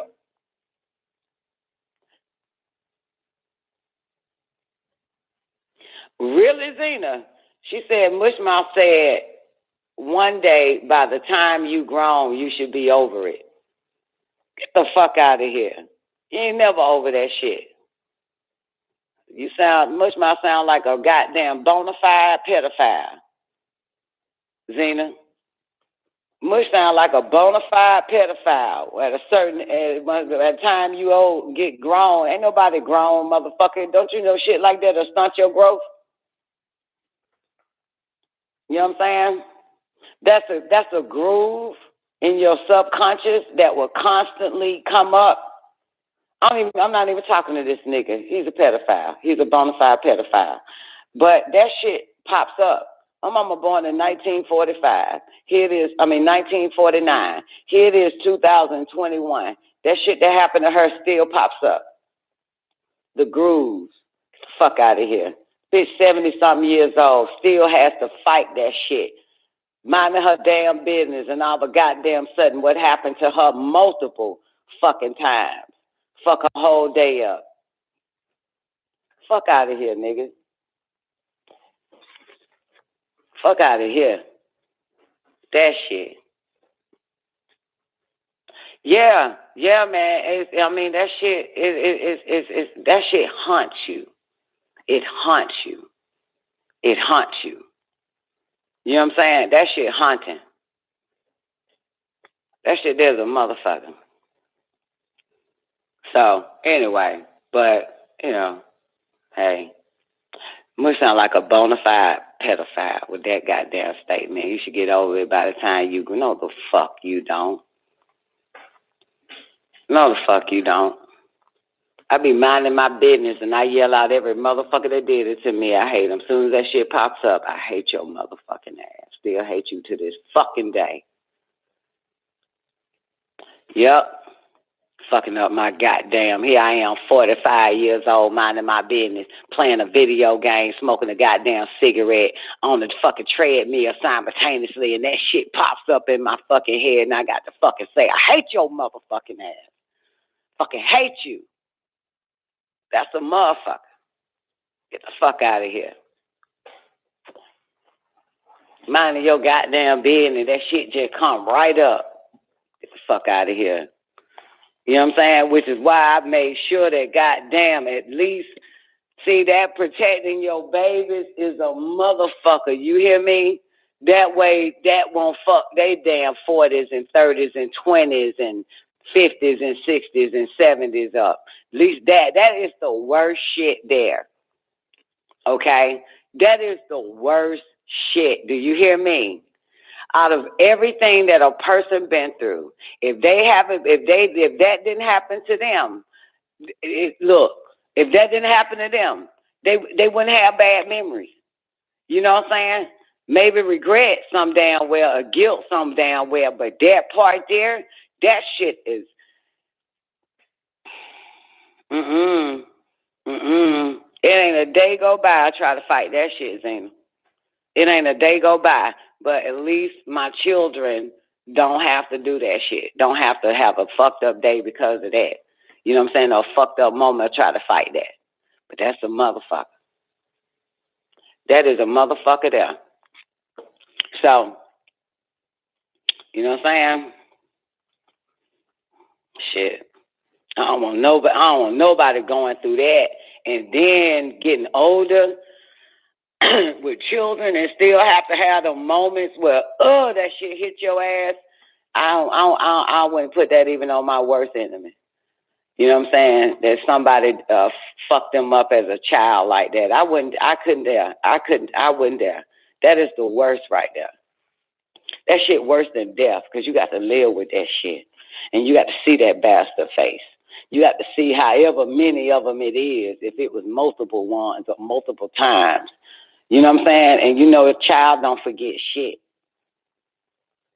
You know what I'm saying? I'll fuck around and forgot what the fuck I did yesterday if you ask me. But as a child, you don't forget a goddamn thing. You hear me? You don't even forget the first time you fell off the bike. I knew exactly what house I was in, what street I lived on, how I fell off the bike, what I was fucking wearing, when I goddamn scuffed my fucking goddamn knees up and it was bleeding I still remember that shit.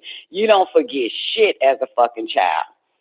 I wake up with bruises right the fuck now and don't know how the fuck I get the shit. How the fuck I got a bruise on my goddamn leg. I can't even tell you. But that childhood shit, shout ass, you don't forget nothing. You hear me?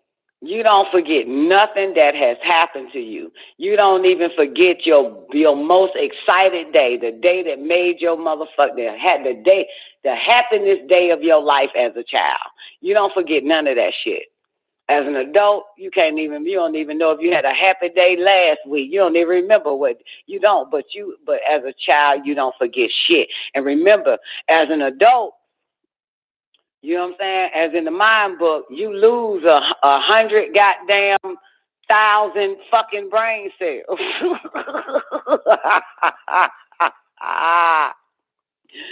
You lose 100,000 brain cells when you get to the age 30 to 35 and shit, motherfucker. But that childhood memory stays. It fucking stays. You hear me? Childhood memory stays. You hear me? God damn, you don't forget that shit. Your favorite toy, you still know that shit. Your next favorite toy, you still know that shit. When you become adult, you can't even goddamn remember every motherfucker you done slept with. But you remember your childhood. You remember your motherfuckers. You remember everything about that shit. That's why you have to protect the child. You have to protect these babies. Protect them by teaching them. Protect them by teaching them. All that's out here in this fucking world, how sick motherfuckers is, from family to neighbors to teachers to friends to your friends to your friend, mama and daddy. Don't trust them motherfuckers. Don't trust your friends, brothers and sisters. Don't trust no goddamn, but you have to teach them that type of shit. Trust no one. Trust no motherfucking body. Disrespect them. Don't trust them. Do not believe in them. That's what I taught my children. Disrespect them. You understand? Do not be afraid of these motherfuckers. And don't ever let them tell you don't tell no goddamn body. When they tell you that, I warn them on all how molesters and pedophiles come at them. Because I didn't know that they come at them with, don't tell nobody. Or I'm going to do something. If you tell your mama, if you did. So I told them all that shit. I told them how the fuck they'll come at your ass. You know what I'm saying? Don't let nobody put fear in you. Told them that shit. You put fear in their ass. You put fear in these old sick fucks. Don't respect nan motherfucker. And whatever they say to you, you tell it. I already gave my heads up. Gave mine that shit. I don't believe, no, that you respect authority if you want to. All the rest of these dumbass motherfuckers telling their children they respect authority, they'll have that damn child face down, ass the fuck up. I don't play that shit. You respect no fucking body. Gave it to them when they were young, knee high, all the way up. Had to. Because I know what the fuck world we in. I know what planet we on. I know what type of sick fucks walk the earth. And that's the first thing. I told them about all the sick motherfuckers that walk the earth. The sick-minded motherfuckers and how they gonna come at them. How they'll come at your ass. Don't fall for it because they make you laugh. Because they funny. You think you like somebody because they funny. Don't fall for that. They'll hurt your fucking feelings. They'll fuck your whole goddamn life up. Don't trust no goddamn body, boss lady. Boss lady said, I teach mine the same thing. My mom did the same for me and my siblings. Yeah, she did the same, like gave y'all a heads up and shit. Told it all. Yeah. Yeah, got to. You know what I'm saying? I tell them how their dad is a fucking rapist. I tell them all that shit. I tell them every fucking thing. Give a fuck. You like it or not, motherfucker, but you need to know.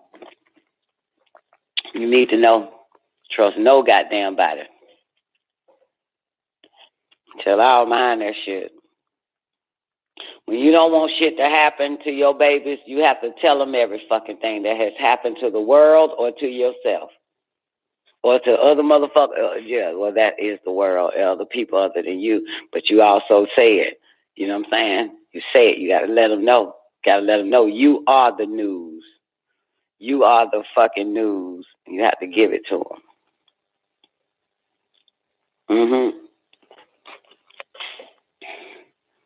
Shit, you live long enough to figure all this shit out. So by the time you have children, you better get it all out to their motherfucking ass. Yep. Because that's the worst shit that could ever happen. Only thing my children got a problem with me about, me beating their ass for something they didn't do. And I'm so thankful. Then something else happening to them. You know what I'm saying? I'm so glad they like, man, you beat my ass for something I didn't do. You remember that? You remember you put me upside the head with a water bottle. You remember you beat my ass over this? Yeah, that's good. I'll take that than letting something happen to you and you blame me for it because I wasn't there to protect you. Because you didn't know. So my babies know. I protect them by teaching them, telling them about these motherfuckers. And I'm so glad, boss lady, that I don't hold nobody. You know what I'm saying? Like, I don't have respect for no fucking body. You know what I'm saying? Like, I'm so glad. Like, I have no honor, no fucking respect for no fucking body. That way I could tell my children about every fucking body. You hear me? I can tell them about everybody because I'm not blinded by people's ways. Blinded by people's ways like I love them. So I'm going to keep that from my baby because I love them. I'm not going to tell them about this person because this person got a hold on me. I would never let no motherfucking body have a hold on me where they stagnate my fucking tongue. Where I can't talk about your motherfucking ass to a person. That I can say they like. I'm so fucking glad. I'm so glad I'm programmed that fucking way. There ain't no motherfucker that can shut me up, no matter who you are. My tongue would never fucking be stagnated about your ass. I'ma tell it. I'ma fucking tell it. Yup. And I'm so glad it's like that. You know, I don't give a fuck whether my children like that or not, but I don't give a shit. But you can't say that I didn't tell you. You know what I'm saying? I don't care how much that motherfucker done swooled your ass. I don't give a shit. But it can't swool me, so I'm going to still tell you about the motherfucker. I'm going to still tell you. You can't stagnate my tongue, baby.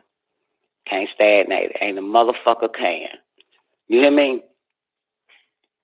That's important. Shit. Wish we had more people, more parents out there like that. You know what I'm saying? You got children, motherfucker. Ain't nobody greater than your fucking children. I don't give a fuck what nobody say. Everybody else is goddamn fucking exposed, talk about they bitch ass, all that fucking shit. You conceal nothing to your children. You don't let these motherfuckers that's not your child keep your mouth quiet about them to your baby. I don't give a fuck. Fuck that. Fuck that. Tell it. Don't give a fuck. I'm tell it. These mine, motherfucker. They don't. It ain't they deserve to know. They mine, so they gonna know.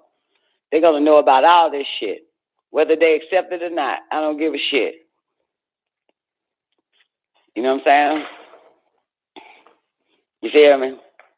I had a little dumbass daughter to tell me I need to get over that shit with her dad and shit, and I said, bitch, I'm over that shit. This is for you. This is for you, bitch. This ain't got nothing to do with me. This is for you. I'm past that, nigga. But I'm still educating you on this motherfucker. You got to get that in your fucking head. You know what I'm saying? Because once you study this motherfucker through me, you will be able to see that it's 1 million personalities just like this fuck nigga. So that way you understand the personality and you will avoid that type of personality. You know what I'm saying? Because you do end up, a lot of goddamn bitches end up getting somebody like they fucking dad and can't even see it until it's too fucking late. Like, bitch, you need to fucking, I'm giving this shit for you so you'll know to go the other way when you see a personality just like this motherfucker. But you ain't supposed to like the motherfucker. That's the point. You know what I'm saying? I'm sorry. That's the fucking truth. I hate to say this shit, but you're not supposed to like your fucking daddy. That's some sick shit.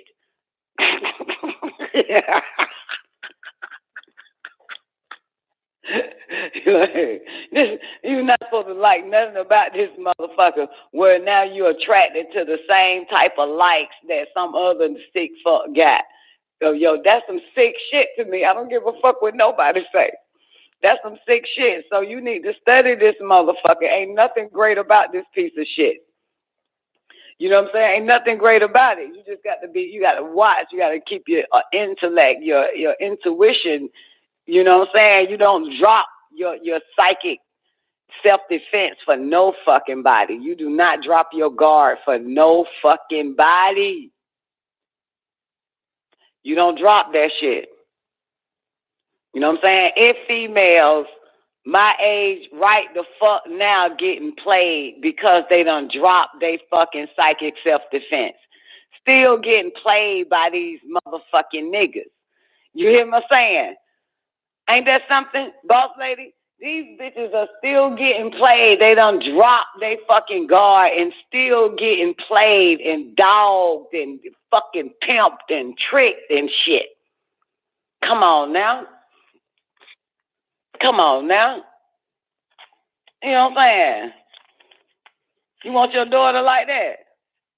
Anybody want their daughter like that by the time she get 45, 50? Still getting tricked by these motherfuckers because you done let your guard down. Ain't no fucking way. Ain't no fucking ain't no fucking way. That's a motherfucker there. You know what I'm saying? Boss lady says some men to get you will get with you just to get your children.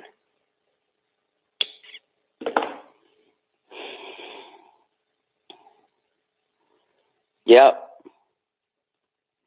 They always use the children. Yeah, that's a motherfucker. Look, she said, hell yeah. See? Like this a children conversation today. Goddamn, you can't even trust these motherfuckers. But look here though, you got this old tranny ass female to male white bitch professor on that goddamn what's it called? Minority attractive person. So you got even these female, you got to watch these bitches. That's why, boy, when my children was under my nest as little youngins, I ain't even trust the fucking females around my children. You hear me? Nan, bitch. Can't trust Nan. I know the world. I know the fucking world. You hear me? I know humans. I know how fucking sick they are. So it ain't just men. You got to trust them. You got to trust. You can't trust them with no fucking body. Not even an old lady. Ain't that right? She died. You can't trust them with an old lady that sell candy in the neighborhood. You can't trust that bitch. You better not trust nobody. You can't even trust an old bitch that loves Jesus and they carry a Bible every goddamn where and wear knee-high stockings and a long-ass, ugly-ass dress. You can't trust none of them motherfuckers. You hear me? That's why I told my children respect nobody, not even the fucking elderly, because they some sick fucks. Don't trust them. Don't trust no goddamn body. I'm the only one you can fucking trust. I'm going to tell you that shit. You better not believe these bastards. You better not fall for them. So anyway, I'm just thankful that none of that shit happened to my babies. That's it. Now, whatever else happened to them. But I'm just glad that is the one, that was my most important thing right there, is to make sure that none of my children was fucked as a child. That was it. That was it. That's my mission.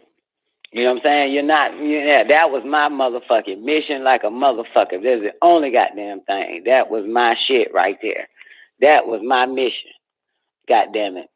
As long as you don't fuck them, motherfucker. Come on in, She-Dog. Give me a mic check. Check your mic. Mic check. Great day, baby. Yeah, I remember that there was this dude that was with my mom. He lied about his age, looking at me the whole time. From the time I was 11 to when I broke up with my first man when I was 18, he told me that he was the same age as the man I broke up with, and which meant that he was a lot younger than the age that he had told my mother he was, because she would have never messed with him if she knew he was that young. But from the time I was 11, he was looking at me for 7 years. And I had to tell my mother he wasn't really about her. He was looking at me, and she broke up with him. Yeah. Man, hey, look, boom. Is it? You got to tell it, man. Is it worth it having a man in your life or your child in your life? The child come first. Remember, when people ask my brother, my she mama said, "You ain't never had first. a man nigga in the house when I was in the house." I said, "That's right." I asked her. I said, "How many niggas you ever seen in the house?" Oh shit, your phone chopping. Come back. Your phone got chopping. Say it again. Oh, okay. Say it again. I asked my daughter. Oh shit. You hear me better now? Yeah. Okay. Yeah, I asked my daughter, my baby girl, how many niggas you seen in the house when you was going? She said, not now. Not one. But she know I didn't play that. I ain't had no nigga in my house. Period. The nigga that she came from was the property of the state of California. So she didn't have to worry about no nigga being in her house when she was little. Mm-hmm. Yeah, children come first. Don't give a fuck nobody say. That's right. Yeah. That's right. Children come first. Yeah. My mama drilled that shit in my head. Children come first. Children come first. Isn't that right? Yeah. Children come first around this bitch. Fuck that shit. Before a man, before a job, before anything. Before God, before anything. any goddamn body. Hell yeah. Your children come first. Religious group, whoever, to anybody telling you that they more important than your children, it's time to leave that situation. Hell yeah. Children come first, man. Fuck that shit. But look here, these bitches get got because they think man come first. That's why they're able to fuck their fucking kids. Do all that foul ass shit. They believe that shit. Them religious bitches. You know what I'm saying? Right. Religious bitches, they always get got. Their children are the ones that suffer. Kids trying to lead them too. Yeah, that's religious right. women, their children always suffer because they believe man come first. Their children will always suffer with that shit. Them religious hoes. Yup. And listening to man. Man is the preacher. Listening to fucking man. Exactly. And hoes be sitting there believing that fuck shit. Yeah, and that's what happens. And they better say, yep, that's my mama. Yeah. Yeah, that'll do it.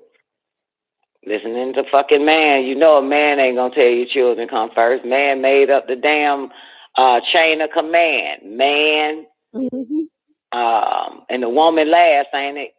Some old shit. God, man, and family. Family last or some shit. Some old shit. Man, woman, and child. And the child is last, or man, child, and woman. Some old goddamn stupid ass shit. But the child ain't first though. No. You know what I'm saying? But that's because they want you to listen. You need a man because you got a child. That shit don't go together. No, you really don't. That shit don't go to You need to protect your child from every man, including the one they came from. Yeah, God, man, woman, and child. Thank you, Zena. God, man, woman, and child. And man made that shit up. God first, man second, woman, and the child last. Get the fuck out of here. Remember, man eat first. Man don't eat first. In my house, babies ate first. Hey, that's what we knew. We knew children ate first. You know what I'm saying? Well, not in my house. Not in my mama's house. But the reality of it is, you know, when you privileged to the truth, you end up finding out that the child eats first. Yeah. You know what I'm saying? Children come first regardless. Regardless. You know what I'm saying? And you notice that they only tell the woman that she needs to think about her children. They don't tell the man he needs to think about his children. And the woman gonna think about her if she is gonna. God damn it, you anyway. Say it again. If she's a mother for real, she's gonna think about her children first, regardless. Some of us become numb to having children and forget that they are first. You know what I'm saying? We get so used to seeing them that we don't actually even see them. You know what I'm saying? Kind of like how you never actually saw your feet while you were pregnant. So after you had the baby and you really see your feet, like, God damn it, I got feet. I can see my feet.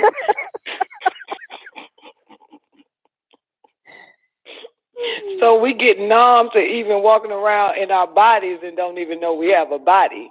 You know what I'm saying? Yeah. I carried my babies in my ass. I carried mine in my ass. People didn't know I was pregnant until it came out.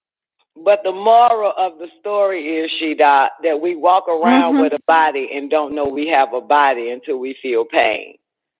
So we don't even know we have children until we feel pain. You know what I'm saying? Yeah. Yeah, so we're numb to what our children really are until something bad fucking happens. Yeah. So because as soon as your child gets sick, you freak out. As soon as your child gets the slightest bit of sickness or a child breaks something, you are freaked out. Yeah. Yeah, motherfuckers don't know they got a child till they got to take it to the emergency room. Yeah, shit like that. Motherfuckers, they don't know they got a child till something bad happens to them at school and they got to run to it. Then they realize they got a child. That shit be like that.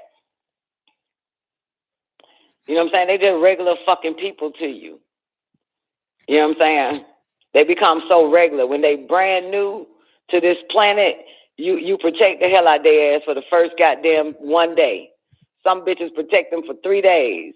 Protect that baby. Some bitches protect them for 6 weeks. Some people protect the motherfucker for a year. You know what I'm saying? Some people protect the motherfucker for when it turns 2 years old. You know what I'm saying? Some motherfuckers, by the time that motherfucker start walking and talking 5, 6, 7, 8, you just don't give a fuck. You totally forget about this motherfucker. You know what I'm saying? So, yeah, they just there. They just fucking there. They just there. They there for the taking. You know what I'm saying? Now you can't wait to get rid of their ass. Throw them in some stranger's goddamn chair at school or daycare. Ain't that something?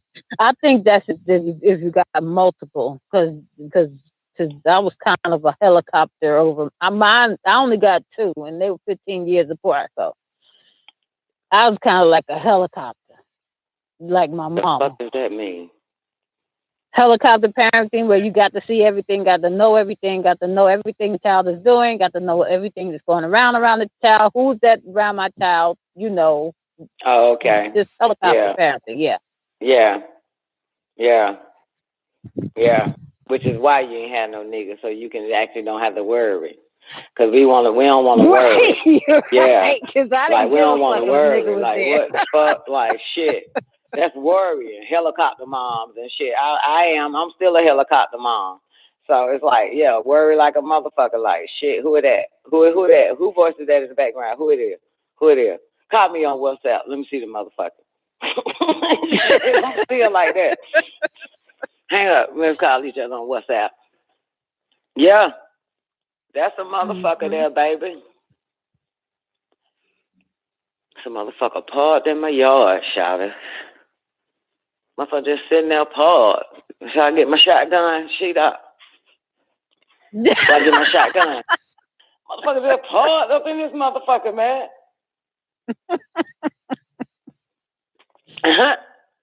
Cancer, Gemini, Moon. What you got, Uwana? How you doing today, baby? What you got, Cancer, Gemini, Moon? What you talking about? Look here, man. Protect your babies, man. That's protection. How you protect your babies? By goddamn telling them about everybody. Oh, shit. You're a Cancer, Gemini, Moon, and you worry about everybody. Yeah. Mm-hmm. And when you say everybody, do you have children, Iwana? Do you have children? It's so interesting. My mama worry. She worry about every goddamn body. And I still be like, how the fuck that happens? You had 4, you got 3 now? Oh, somebody passed. Your baby passed.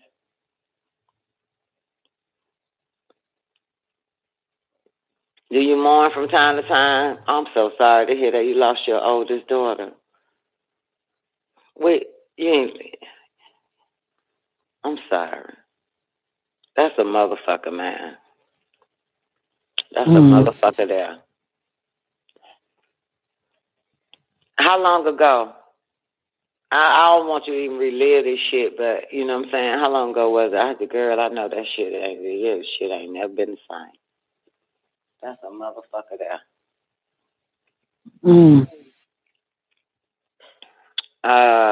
2017, 18, that was yesterday, baby. Wish I could be there for you during that time. That's a motherfucker. That's a motherfucker there. You know what I'm saying?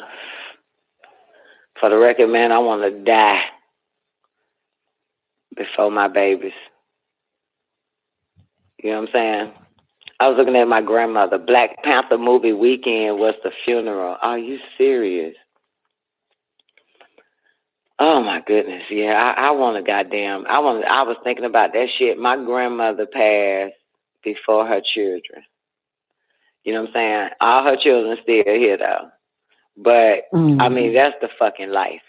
You know what I'm saying? That's one thing. Even though she only known her mother till she was 9 years old, but you just do not want to bury your babies.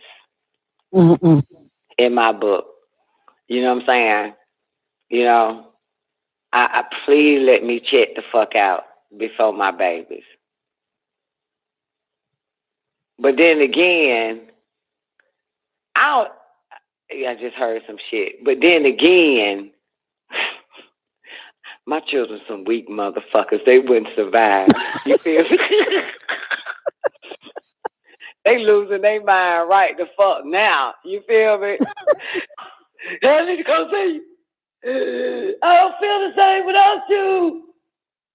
I don't feel the same. I'm losing it. I'm losing it, Mama.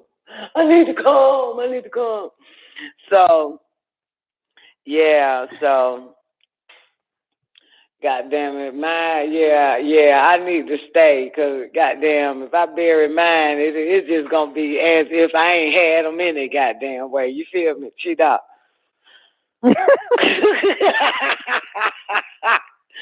My day will keep fucking going on. I ain't going to even front, like, for real.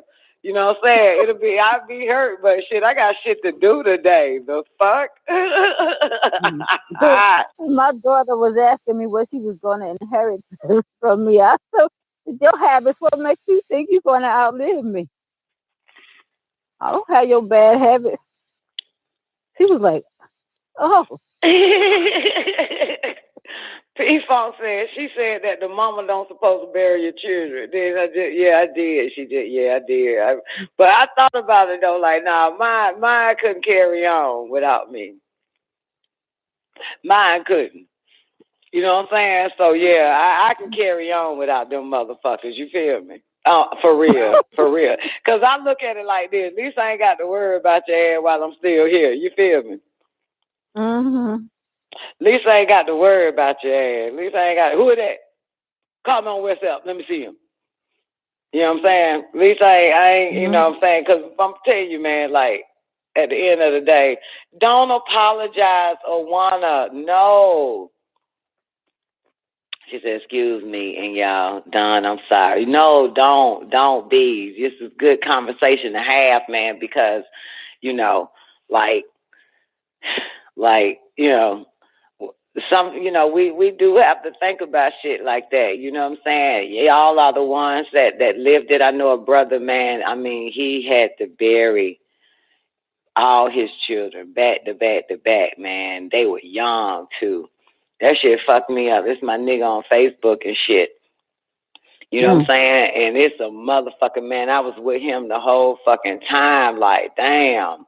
You know, but was the thing about him that this motherfucker did not stop dropping informative information to still wake motherfuckers up, even with the losses of his babies. Wow. That would kept him going. You know what I'm saying? The truth. To bring it to the motherfuckers, you know what I'm saying? I understand if you ain't got nothing, that shit could be tragic.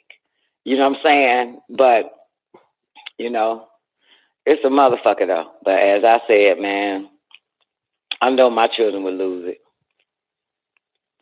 You know what I'm saying? If they don't ever hear my voice and see my goddamn face, that's the end of that shit. When I cut them off, girl, they lose it. They lose it.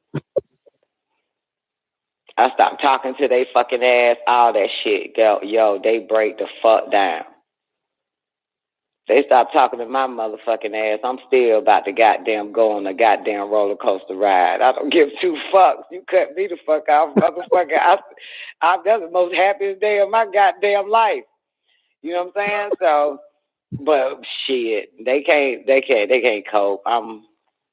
You know, they gonna lose it. So they need to go before me. You feel me? Mm-hmm. Yeah. I don't want to, you know, for real, because they fucking goddamn motherfuckers are losing. Man, that shit'll be ugly. They'll break apart. They wouldn't be tight no more. You feel me? They'll hate each other. Mm-hmm.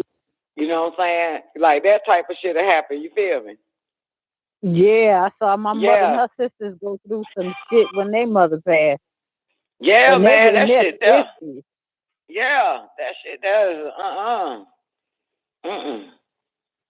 I'm gonna outlive all my children, though. Goddamn, to be honest with you. I'm gonna outlive all their ass, you want them. You know what I'm saying? Goddamn, because I'm better than them motherfuckers. I'm better than them motherfuckers, you feel me? I'm better than them. That's how I know I'm gonna outlive all their ass. I'm worthy. I'm needed in this hellhole. You feel me? I'm needed. So I'm gonna outlive all them motherfuckers. You see it, P-Funk? Yeah, I'm gonna outlive them. I'm strong. Shit. They weak. They 50-50. Let's do it that way. They 50-50. But they can get got on this bitch. I can't get got. You feel me? The doctors can't get me. The medical world can't get me. Love can't get me. Money can't get me. Drugs can't get me. Friends can't get me. Family can't get me. Fashion can't get me. Trend can't get me. You know what I'm saying? I can't get got. You feel me? They can still get got. You know? Love will get their ass. You know what I'm saying? Love will get them and body slam they monkey ass and stomp the shit out they fucking ass. You know what I'm saying? Yeah. Sex can't get me. You know what I'm saying? Can't nothing get a bitch. So yeah, they can't have me. Goddamn, so I'm gonna outlive all them little motherfuckers. They can get got. You know what I'm saying? They like people. You know what I'm saying? They like people. I ain't heard one of them say yet, I hate fucking humans other than my son. Yeah. But yeah, girls, man, them motherfuckers, them old goddamn fucking dodo la la land mind ass goddamn motherfuckers, man. They want to be loved and shit. Start looking at this bullshit on social media, seeing hoes booed up. They want to get booed up. Like, you know, fuck, like, then, yeah. You feel me? Y'all get what the fuck I'm saying, man. So, yeah, I'm going to do that. I'm going to do their ass, y'all, man. Goddamn. I ain't even going to get cancer and I smoke cigarettes. You feel me? I ain't finna get ovarian cancer, brain cancer, pussy cancer, lungs cancer, dick cancer. I ain't getting none of that shit. You feel me? The fuck? It'd be real strange if you get I ain't getting liver cancer, none of that shit, shot. I ain't getting nothing. You feel me? You ain't finna get me, bro. You know what I'm saying? I hate this fucking world. I hate everything in this motherfucker. You hear me? Only a good action flick is what I love. And you can't get me on that. Cause that TV, that movie. Good action flick, a lot of killing. That's it. Shout out what I live for. At 7 o'clock at night, I be like, let me find me a good action flick. Good shoot 'em up, bang bang. Some karate kicks on this motherfucker. That's the life. But anyway, there is a cure for death, though. You know what I'm saying? Just got to know how to avoid it. You know what I'm saying? People, you know what I'm saying, die from the inside out. You know what I'm saying? Yeah. Pretty much. They die from the inside out, man. And the inside out could be your world, how you let the outside in, and you start to die from the inside out. You know what I'm saying? That's why you got to shut yourself away from the fucking world. Because you end up dying from the inside out. Yep. You die from the inside out, baby. You know what I'm talking about? Yeah. If they can get in your brain, they'll try. Yeah. They can't let them. Yeah, can't let them in, baby. Gotta click clack. Gotta lock them doors. That's right, lock it down. Yeah, but they still walking around this bitch with eyes wide shut. Right. These motherfuckers our age walking around with eyes wide shut, man. Like, what the fuck, man? You don't see this shit. You just walking around, goddamn, you even got your hand over your eyes. You don't even see this shit. Just walking in shit blind than a motherfucker. God gave you eyes to see and you don't want to see.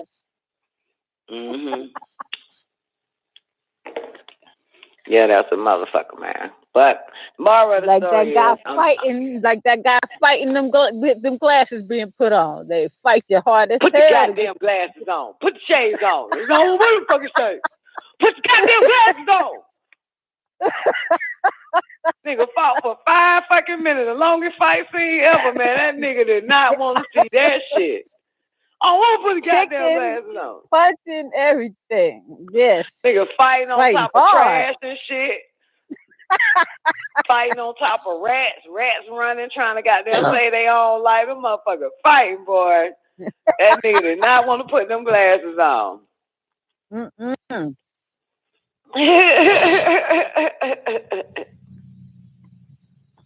Fight hard to stay ignorant.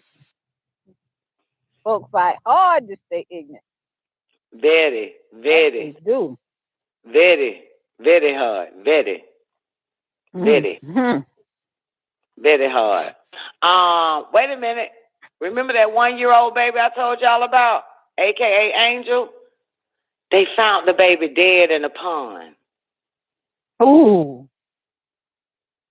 Yeah, it was a damn. I don't know why I didn't see this shit. Yeah, they found the baby dead in the pond. And the suspect charged in the murder of the mama. Remember, they went in the house and killed the mama, and the baby was missing.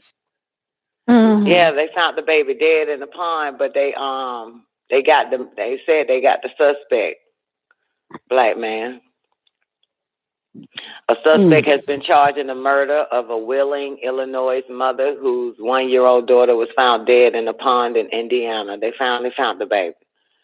Yeah, his name is Emil Fowler, 26 years old, was arrested Wednesday evening, Springfield, Missouri. Yeah. Fowler is charged in the murder of a 21-year-old mother whose body was found in her apartment Tuesday, and a 1-year-old daughter, Jocelyn Angel Dobbs, was not in the apartment. Remember I told y'all about that last Thursday, Friday, whatever? Yeah, man, they found that the Murphy's cause of death is strangulation. Police believe that the baby was in a maroon 2020 Dodge Grand Caravan with Illinois plates. The minivan was found abandoned in western Missouri. Drivers recovered a body in a retention pond in Hammond, Indiana on Thursday. A construction crew spotted the body floating in the pond and called 911. The fire department responded to the 911 call, and they went immediately into the water and recovered the baby. Fowler has not been charged in the baby's death. Wheeling police said Fowler was in a previous relationship with Miss Murphy, but he is not the baby's father. See that? Police say a man identified as Fowler was last seen with Mercy and the baby at a shopping mall on Monday, November 8th. Yeah. See?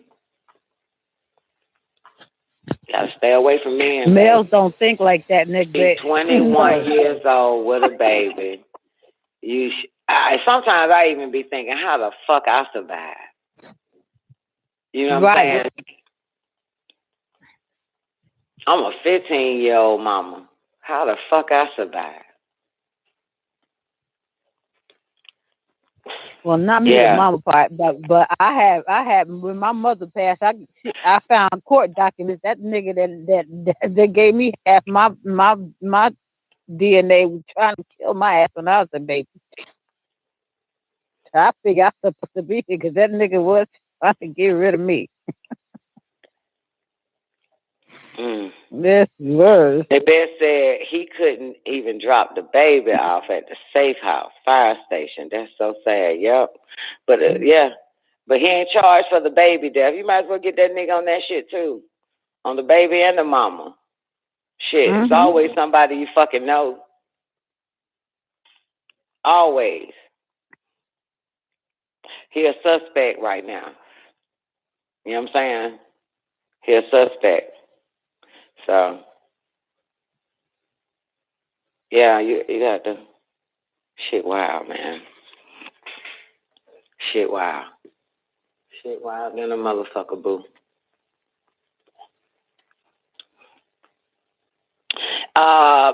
Twank Star, it made you sick. That's why you protect your babies, don't you, boo? Twank Star got nan nigga. I don't think nan nigga want Twank, to be honest with you. So you ain't got no choice but to but the goddamn stick with your goddamn babies.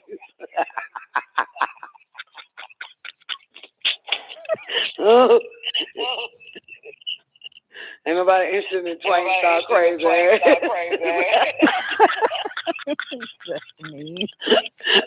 That nigga be dead. The fucking gremlins goddamn Twank got plus Twank. That nigga be found somewhere floating in the pond.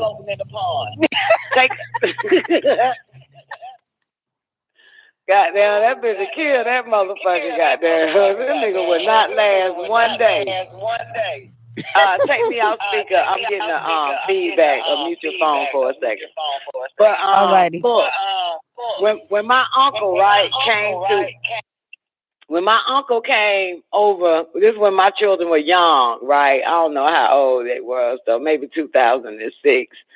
So my uncle came to the house and watched and just studied my children and me and Doc, right? And my uncle said to Doc, my mama's brother, said, man,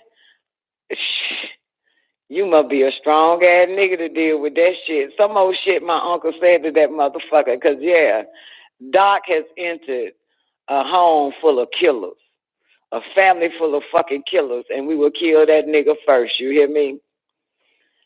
That's what my uncle actually saw. Like, ain't nigga, you must be a strong ass man to deal with this shit. Hell yeah. Hell yeah. Because, motherfucker, we don't play that shit. We don't play that shit, goddammit. You the first nigga to get got in this motherfucker. You hear me? That nigga said that shit. Fucking goddamn. Doc be floating in the pond too, goddamn. Shit, the fuck? Like, we'll all shank the shit out of that motherfucker. Cut his throat, throw him in a goddamn pond, pull him out the fucking pond, douse his ass with gasoline, me and my babies, and the dog, and the cat. All of them, motherfucker. We all goddamn motherfucker. You, hey, you the enemy, nigga. Don't you ever forget that shit. You are the fucking enemy. Or we are the enemy to you. Goddamn it. Shit. Yeah, that nigga entered a home full of killers, man. Shit, the fuck? My goddamn uncle was like, man, how the fuck you do this shit, man? You must be strong. Like, you must be strong, shawty. Like I said, this shit, especially you got my children coming up the dock saying, oh, punk ass, bitch ass nigga. The fuck? Like, hell yeah, gotta remind you, you a punk ass, bitch ass nigga, bad back now, shawty. Goddamn, I raised mine to be goddamn killers and disrespectful motherfuckers. Watch out there now. Doc had this look on their goddamn face to my uncle, man, like, shit, man, I don't even know how I end up in this shit. Damn right. Goddamn, fuck that. Fuck that. And it's crazy because it ain't like I got a house full of boys. I got goddamn 3 girls, 1 boy, and they all fuck, they'll shank the shit out your ass. They'll shank you, motherfuckers. They'll slap fire at you. They don't give a fuck who you is now, bad back. Motherfucker, you'll be the first one. We'll wait till you sleep and we'll plot your death, motherfucker, fucking with us. God damn it, play that shit. Do not play that shit, goddamn it. Ain't nowhere in hell, motherfucker. Raise mine to be goddamn fucking criminal minded. The fuck? Mine be criminal minded. Criminal shit. Always think about killing a motherfucker. Even me.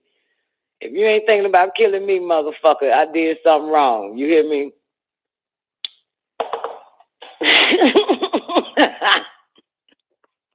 If you can think about killing your own goddamn mom and daddy, you can certainly goddamn think about killing everybody the fuck else. You hear me? You on the right track. That's the right thought process. I'm gonna train you good, man. I'm gonna train all my babies good. Do you think about killing them? I ask my daughter that shit from time to time, and anytime she in a fucked up relationship, I say, has killing them ever crossed your mind? For real. And this old bitch, no. I'm like, I didn't raise you like that, bitch. I didn't raise you never think about killing a motherfucker. Do you understand that motherfucker's thinking about killing you every day? That's why you're fucking miserable. If you don't think about killing that motherfucker, that means that motherfucker's thinking about killing you. It's a big difference. It's a big difference. You better have that, and I'm going to kill a motherfucker. Goddamn smell. The fuck? This is the goddamn planet Earth, man. You better give off that I'm going to kill a motherfucker vibe. Shit. Don't let none of these motherfuckers get away with this shit. Look at the nurse. A great day, the nurse. How you doing, baby? Yeah. Nah, funny, your babies ain't fucked up like I am, man. real fucked up, man. I done plotted my mama and my dad to death, and my brothers, and every nigga I had, and the bitches that was my friends. I done fucking goddamn anybody, goddamn a stranger, motherfucker, at a gas station. I done plotted their death. Like, the fuck? Like, yo, the fuck? Like, what the fuck? You know what I'm saying? Like, on the snapshot, I served 2 terms in Vietnam, motherfucker. I'll kill a motherfucker. I'm a product of Agent Orange, nigga. The fuck? The fuck is you like? Motherfucking goddamn. All I think about is killing, like a fucking cat. You remember that picture I posted? A little kitten. It said all a kitten thinks about is killing a motherfucker. A kitten, that's all it thinks about. Killing a motherfucker. Goddamn cat. That's what a cat be doing. It just be sitting there just staring and shit. Still won't say shit. He's thinking about killing. Think that motherfucker's thinking about killing. Oh, shit. If you ain't thinking about killing, you do not need to be in a relationship, ladies. That's the moral of the story. That means somebody thinking about killing your ass. That's the point, man. So don't get in no goddamn relationship coming in this bitch eyes closed, all care bearing and shit. Fuck around and be somewhere stinking, you and your babies. Motherfucker, you get, you do not need to be in a relationship if you love. You better get in a relationship because you hate a motherfucker. Why you with that nigga? Because I hate him. The fuck? If I loved a motherfucker, that nigga would have been killed me. Hate that nigga so much we're gonna be together forever, motherfucker. That protection is hate, man. I'm telling you, I don't give a fuck what nobody say. I don't give a fuck what nobody say. Hate protection. I don't give a shit. Teach your children to hate, man. Don't give them that religious ass bullshit. Better teach them to hate. Even if they hate broccoli, you say good. Now take the knife and stab the shit out of that goddamn broccoli. Just fucking shake it. Give a fuck. Hate is goddamn good. I don't give a fuck. You know, fuck. God damn it. If you hate it, tear it up, beat it up, destroy it, burn it, give a fuck. Mistreat it. Who gives a fuck? That's what hate is for. God damn, ain't that right, Nick Bad? Shit, the fuck is this shit going on around this motherfucker? What the fuck y'all be teaching y'all fucking kids? Love, so many people use your name in vain. Fuck that shit, man. Hey, let me tell you something. I never taught her children love. I just want to put that on record. Never. I never taught my children love. You hear me? I had to be fucking, what's the call? Interrogated on love. My father used to interrogate the shit out of us on love, man. I'm like, man, it made me hate that shit. Oh my God, it made me hate it. You notice why I hate that shit now. You know what I'm saying? I still hate that shit. When a nigga come on this motherfucker, and they're right, Zena, back in the days, they could be preaching that love shit, man. I would cut their ass the fuck. I don't want to hear no, man, you don't shut the fuck. Nigga, goddamn you, motherfucker. Shut the fuck up with that love shit. The first motherfucker come with that love shit, that motherfucker got a knife behind their goddamn back. They got some shit for your ass. You hear me? They got something for your ass. That shit scare me. I can't stand to hear that love shit. Love fucking sermons. All that shit. Love. Oh, my God. Oh, you got to watch out for that love shit. You hear me? You don't fall for it. Teach your baby don't fall for that love shit, shouting. That motherfucker drying you in the tub. Don't fall for it. You know what I'm talking about? Don't fall for that we won.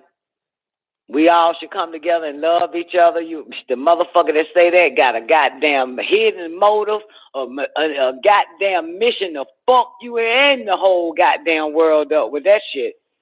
Anybody fall for that shit? Look at Black Chicago. Great day, baby. The nigga say, change love to hate and hate to love. You hear it? Bullshit. I don't know about that. I ain't hear that yet. Yeah, I really want to teach. I got this one child, I want to teach her how to hate, man. This bitch here is just, ugh. I really want to teach her how to hate. Like, I don't even know how to fuck it. Like, yo, I don't know who the fuck done taught you this love shit, bitch. But you need to, this the balance. Hate and love is balance. So you need to also learn how to hate. You good at loving, bitch, but you need to learn how to hate. Now you need to master that Aquarius child. Yep, Zena. That goddamn Aquarius. That Aquarius bitch. That bitch right there. I told her one time, I said, man, stop telling motherfuckers you Aquarius. They're going to take advantage of your dumb ass. I told her, man, stop being proud to be an Aquarius, man. Somebody hear you an Aquarius, bitch. You're going to have a whole line at your door knocking to come in, bitch. You easy for the taking, bro. The fuck? Stop that shit. Stop that. Everybody know about them Aquarius on. You get got, motherfucker. You fuck around and get got. Don't let nobody know what the fuck your goddamn birthday sign is, bitch. Everybody coming. Everybody goddamn your weak ass. Puff, puff, pass. Because that's the wrong sign to goddamn. You let a motherfucker know I'm a goddamn Scorpio around this bitch. Motherfuckers know to tread softly, don't they? But them goddamn Scorpios and shit, man. Goddamn, you be like, oh shit. You a goddamn Scorpio? Hell yeah. That means I'm fucking you. You ain't fucking me. That's a fucking Scorpio right there, right? I'm fucking you. Yeah. You ain't fucking me. Aquarius, man. You actually think that the Virgos can get got, right? Focus. Because it symbolizes a maiden, a virgin. Shit. Some fucking Aquarius.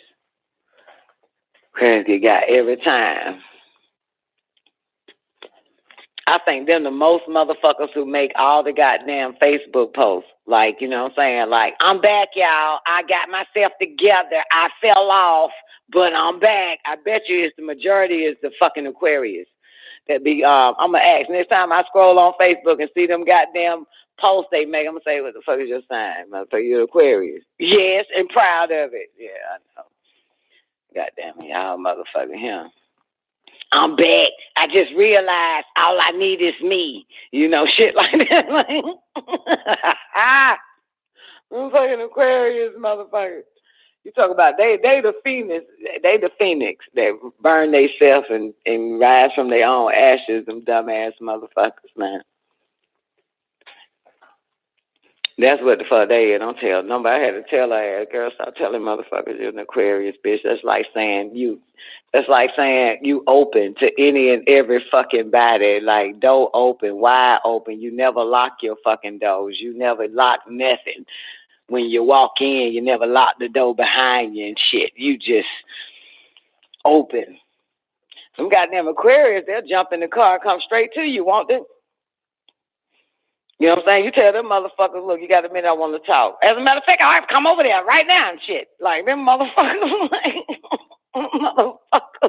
like, we got to check on the phone. I'm on my way. Shit, fuck that. Like, they got to just make themselves available for these motherfuckers, man. God damn, bitch, you better put a clothes sign up, man. Goddamn Aquarius. Your dad Aquarius. You know, I only know one Aquarius nigga, and that's Tony. Some nigga named Tony, the Nerta. Yeah. But you know, Tony catch that shit too, though. Tony be catching that shit. Tony be catching. The man Aquarius a little bit different. When he complains that, you know what I'm saying, he's trying to help a motherfucker that don't want to be helped. You know what I'm saying? Yeah, they get used a lot, though. You feel me? Yeah, abused. abnormal use. They don't know how to use an Aquarius. They abuse them. They so weak, though. They fucking dear meat. Tell them I said it. Any Aquarius in this bitch? So fucking weak. So kind. So nice. You know what I'm saying? Oh, yeah?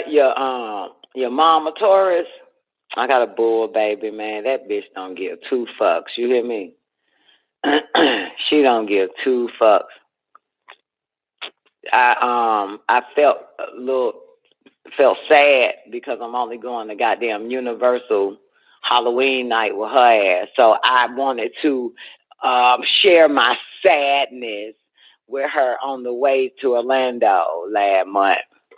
And I said, I don't feel the same. I really wish that my other daughters was here with me.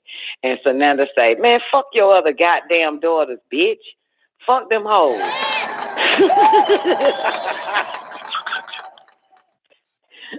Sonanda said, man, fuck them bitches. The fuck, we together. Fuck them. Them bitches ain't shit any fucking way. I'm like, what the fuck, bitch? She's like, you gotta get over that shit. They ain't fucking here. It's just me and you, bitch.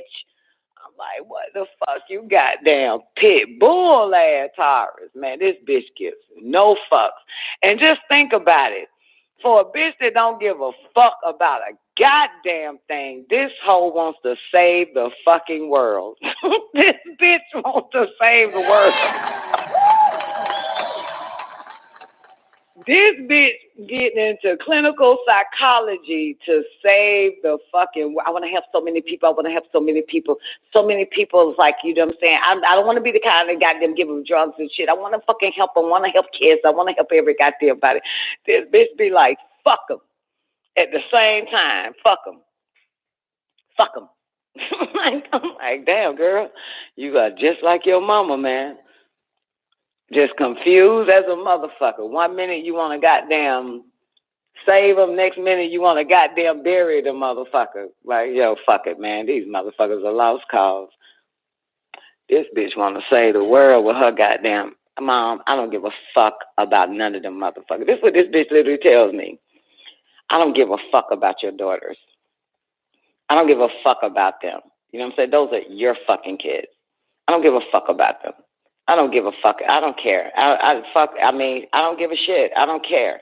I hate them. I hate all of them. Like, meanwhile, this bitch want to save the fucking world and shit. That's you, protectors of the universe. You're a Taurus.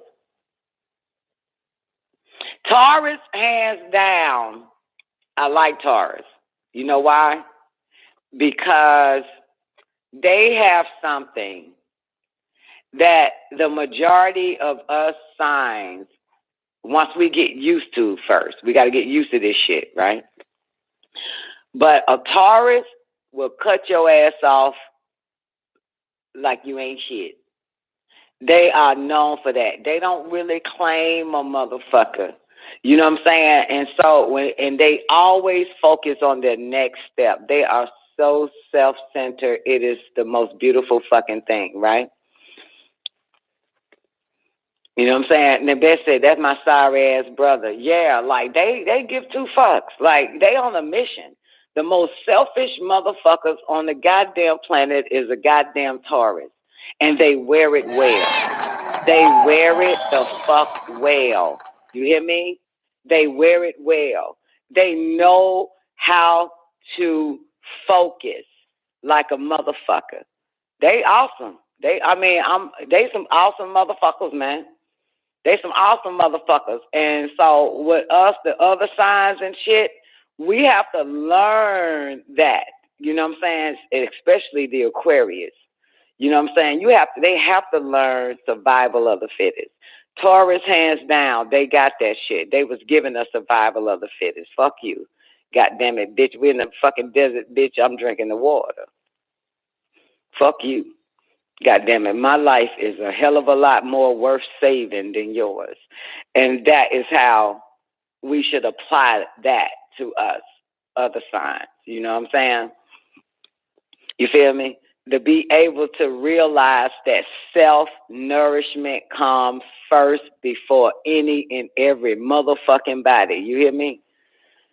That's what makes a Taurus unique with that mentality. So they'll cut you off before they cut their own self off. You know what I'm saying? They'll get rid of you before they get rid of themselves. You know what I'm saying? They're not finna let you drag them all the way the fuck down. They ain't playing that shit. They serious about their life. You ain't serious about that's your dumb ass. That's how they see that shit. But you ain't finna get them. I guarantee you it's probably a fraction of 1.000.001 Taurus in prison and in the grave. I guarantee you them motherfuckers still walking the fucking earth before Jesus. Them motherfuckers will not let you crucify their ass. They'll kill you first. Them fucking Taurus still walking the earth. They're the oldest living motherfuckers on the planet. Fucking Taurus.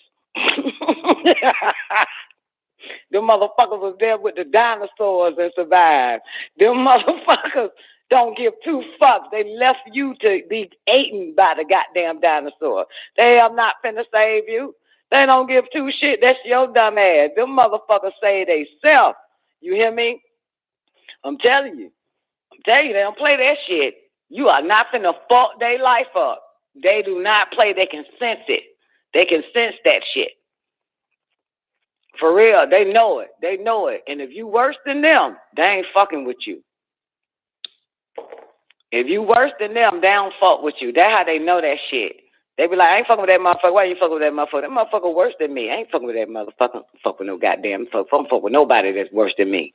They don't fuck with nobody on Dubad Street and on the corner. Can't get it right. Them motherfuckers don't play that shit. And if they on Dubad Street and on the corner can't get it right, they still ain't fucking with your ass. They will not. They the kind you ever seen a motherfucker live in the projects, but don't fuck with nobody in the projects. I guarantee you that's a fucking Taurus. That's a goddamn Taurus. And all it thinks and scheme and plans all day is getting the fuck out the project. Get the fuck away from their mama, their daddy, their sister, their brothers, their cousins, their aunts, their uncles. All they think about is the great escape. So they don't fucking laugh with you. They don't cry with you. They don't eat with you. They don't fuck with you. That's all the fuck they think about. They hate their family. They hate their family. They hate their extended family. They hate their friend family. They hate the whole goddamn neighborhood. They hate the neighborhood on the other side of that neighborhood. They hate the street down the street. They hate the street up the street. All they fucking think about is getting the fuck away from you motherfuckers and never look back. That's why I said we should develop that fucking mentality from a goddamn Taurus. I'm telling you. That we gotta have that motherfucker and don't look back. Just keep thinking about it. I'm getting up out of it. I bet you the Taurus was the first slaves to escape. I guarantee you. The first slaves to escape. I guarantee you they were Taurus. All the rest of us was like, oh shit, you know they did it. They did it. We got to get the nerve to do it. We got to get the nerve to get them run off this plantation. I bet you it was the fucking Taurus that set the whole stage, or motherfucker, I'm getting the fuck up out this bitch. Rest of you motherfuckers can stay here and be a fucking slave, pick fucking cotton, get your ass whipped. Bet you, they're the first trailblazers. They're the first ones to put the blueprint, the footprints in the fucking sand. I ain't bullshit. And I'm not a Taurus. Well, my AEO birthday, my 0 time reference is a fucking Taurus. But I'm telling you, look, I want to say, what Nabet said, man, you describing my brother to a T. Yep. That's why we have to applaud the Taurus, the natural born fucking Taurus, man. We need to take some of that shit. This is why so many of us get devoured. You know what I'm saying? We can't understand their mentality, but their mentality, gets them to become untouchable. Untouchable. To be honest with you, they ain't never went through a goddamn thing horrible. They never had a bad fucking life because they don't play that shit. They ain't ever had a bad life. If it was bad, it was because they was around your ass. and having to sit there and be tortured watching your fucked up ass shit. Like, that's it. Oh my God. Y'all want to get some mind book real quick? Mind your mind for the Jews of your soul. Y'all want a little bit of that before I get up out of here? We're about to go into overtime. I got a few minutes left with you motherfuckers. Let's get into this mind book. Mind your mind for the Jews of your soul. Anybody want to make a comment? Feel free. We about to go into overtime, though. We got 9 minutes. I'm going to give y'all the phone number now. Go to myfamilymobile.com and get you a phone, because they don't let you call into my show unless you pay AT&T and Sprint and all the rest of them little bastards. So the number is 425-569-5274. And if you want to chop it up, but we about to get into this, we about to get into, Nicole. We about to get into the mind book, baby. The more it possesses, the more it wants. See y'all some of their minds. All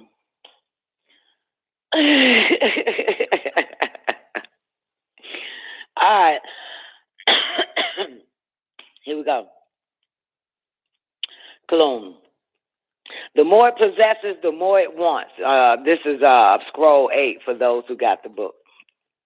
Lo, without knowing it, enocytes are exceedingly plagued by the insatiability of their own minds. Without knowing it, enocytes are exceedingly plagued by the insatiability. How Prince say that shit? Is it insatiable? Some old shit. Is it insatiability? That's how you pronounce it. SAT is shay, insatiability. Again, without knowing it, enocytes are exceedingly plagued by the insatiability of their own mind. Hey, boys and girls, let's look up the word insatiability real quick, just for the hell of it, so I'll know what the fuck it is. N-S-A-T-I-A. Not able to be satisfied, Don. Oh, thank you, bitch. What the fuck? That helps. Not able to be satisfied. You sure that's it? Did you ask Mr. White Man? Sheet up. Did Mr. White Man tell you that what it means? A long time ago. It's in my head now.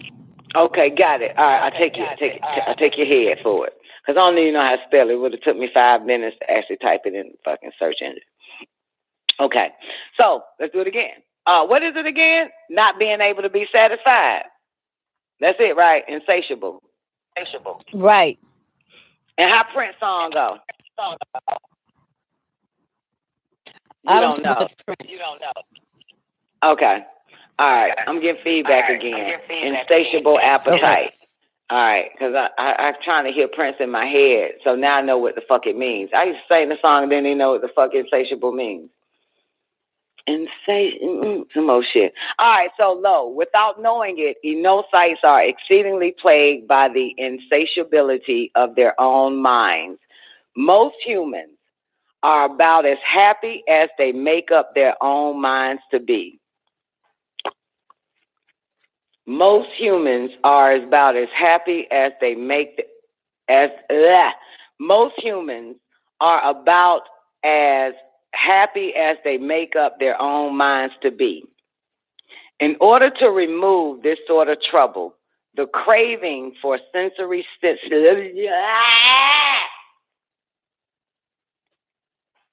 I'm thinking about other shit at the same time. Give me a second. That nigga ain't lying. The mind can't focus on 2 things at one goddamn time. Shit. Let's do it again. Without knowing it, enocytes are exceedingly the fuck? I got a Floyd Mayweather going on around this bitch. Give me a minute. Focus. You are reading. I need you to focus. Without knowing it, enocytes are exceedingly plagued by the insatiability of their own minds. Most humans are about as happy as they make up their own minds to be. In order to remove this sort of trouble, The craving for sensory stimulation must be removed. You got to remove your sensory stimulation. Once the mind has been stilled and concentrated, it no longer presses one to seek further pleasure. Because don't they do that shit? That motherfucker shut the fuck up all day. Once the mind has been stilled and concentrated, it no longer presses one to seek further pleasures. The senses can be controlled through reduction of wants and activities. I'll do it again. The senses can be controlled through reduction of wants and activities. Dietary discipline is essential. And you know, the moment you start that dietary discipline, that fucking mind ain't gonna shut the fuck up. It's gonna haunt you until you feed it what the fuck it wants. Or you win and then eventually get mad at you and be quiet. Won't say shit to you. Put your ass on silence. Won't talk to you. Either you win or that fucking mind wins. Dietary discipline is essential. Furthermore, one should avoid undesirable company as well as stimulants and depressants. And we know that a Taurus is damn good about that. I'll do it again. Furthermore, one should avoid undesirable company as well as stimulants and depressants. So anything that stimulates you, you need to avoid it. And anything that depresses you, you need to avoid it. And you need to also should avoid undesirable company. Okay? Because that undesirable company could also be a stimulant or a depressant, which is why I hang up on people quick, fast, in a hurry. I ain't got time for all that fucking shit, motherfucker. I'm conscious. I'm woke. I'm conscience too, goddamn it. Television, cinemas, and newspapers, which agitate the mind, should be reduced and replaced with periods of sitting in silence and solitude. Let's do it again. Television, cinemas, and newspapers, which agitate the mind, should be reduced and replaced with periods of sitting in silence and solitude. Solitude, ladies and gentlemen. A lot of you motherfuckers don't want to be alone. There is really no right way to do wrong things. I'll say it again. There is no right way to do wrong things. Ain't no such thing, is it, boss lady? Try that dumbass shit. Ain't no such thing as a right way to do wrong things. By witnessing and tempering desires and emotions, the qualities of egoism, anger, greed, lust, and hatred are eradicated, which means to rip out from the roots to destroy. Eradicate means to 90 seconds to destroy. You need to eradicate that shit. Now, the mind, hold on, shouting. The mind, best friend, worst enemy. We talked about that last time. The mind is your best friend, worst enemy. Ain't nobody else your best friend or worst enemy but that goddamn mind of yours.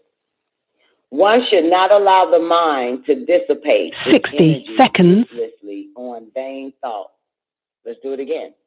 One should not allow the mind to dissipate its energy uselessly on vain thoughts, worries, imagination, and fears. Shake that shit off. The moment that shit comes, change that fucking channel you vibrating on. One thing you cannot recycle is wasted thoughts and time. That's the one thing you cannot recycle, wasted thoughts and time. By manipulating the mind, one is able to bring it under control and compel it to concentrate its power. Because the mind is, and the mind does, have power. However, one must not wrestle with it. Lost time 10 seconds. Returned. Struggle only sets more mental waves into motion. Struggle only sets more mental waves into motion. All right, we at 3 o'clock, Shorty Pimp. And I can't find my phone. I'll shut this shit out. Y'all make sure y'all do your affirmation. Struggle only sets more mental waves into motion. The sum total of all the pleasures in the world is nothing compared to the bliss derived from meditation. Let's do it again. The sum total of all the pleasures in the world is nothing compared to the bliss derived from meditation. Okay? You want some bliss? Sit your ass still. Quiet thoughts. Shut it all down. You're going to experience what real pleasure is, and that's bliss. Okay? The sum total of all pleasures in the world is nothing compared to the bliss derived from meditation. Feed your mind meditation, and doubt and idle time will starve to death. Let's do it again. Feed your mind meditation, and doubt and idle time will starve to death. That's powerful, right? Do it again. Feed your mind meditation, and doubt and idle time will starve to death. All right, scroll 9. Mind your mind for the jewels of your soul, baby. To reduce the outflow waste of mental energies, the senses must be subjugated. 1/4 of one's energy is diverted to digestion of food. 1/4 now of your energy is diverted to digestion of food, which is often eaten for the pleasure of the taste buds rather than for sustenance. Additional mental and physical energy is squandered in useless idle talking. You hear this? Additional mental and physical energy is squandered in useless idle talking. Got it? Learn control of the tongue, my child. Learn control of the tongue, my child, by observing silence for an hour or two a day. Observing silence for an hour or two a day. Learn control of the tongue, my child. Our senses have been habitually overfed and geared to gluttony. The greatest of our faults is to think we have none. You like that? The greatest of our faults is to think we have none. And that is a big, great fault. One should examine all worldly habits and curtail them sharply. Let's do it again. One should examine all worldly habits and curtail them sharply. So sit your ass still for an hour or two and examine all your worldly habits for real. And then what? Curtail them sharply. Fasting of the mind. Fasting of the mind. Fasting of the mind is when the thoughts are weaned from attachment to the many fleeting sensations that they fed upon. The senses do not convey experience without the cooperation of the mind. So you're dealing with your senses, 5 senses. See, hear, taste, smell, touch. See, hear, taste, smell, touch. See, hear, taste, smell, touch.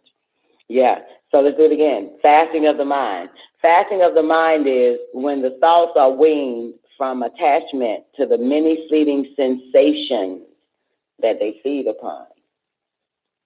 The senses do not convey experience without the cooperation of the mind. An agreeable exercise is to not allow the senses to come in contact with their object. Get it? The see, hear, taste, smell, and touch, feel shit, which is really one sense.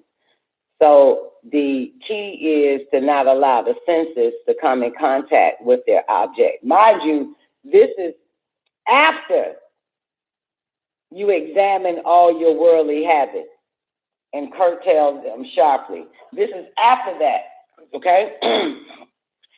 You do that first and see all your faults. You do all that shit first, and now you work on the exercise. And what is the exercise, boys and girls? You're going to exercise not to allow the senses to come in contact with their object. Taste, touch, see, smell, feel, all that shit. Don't let the senses come in contact. Because of what?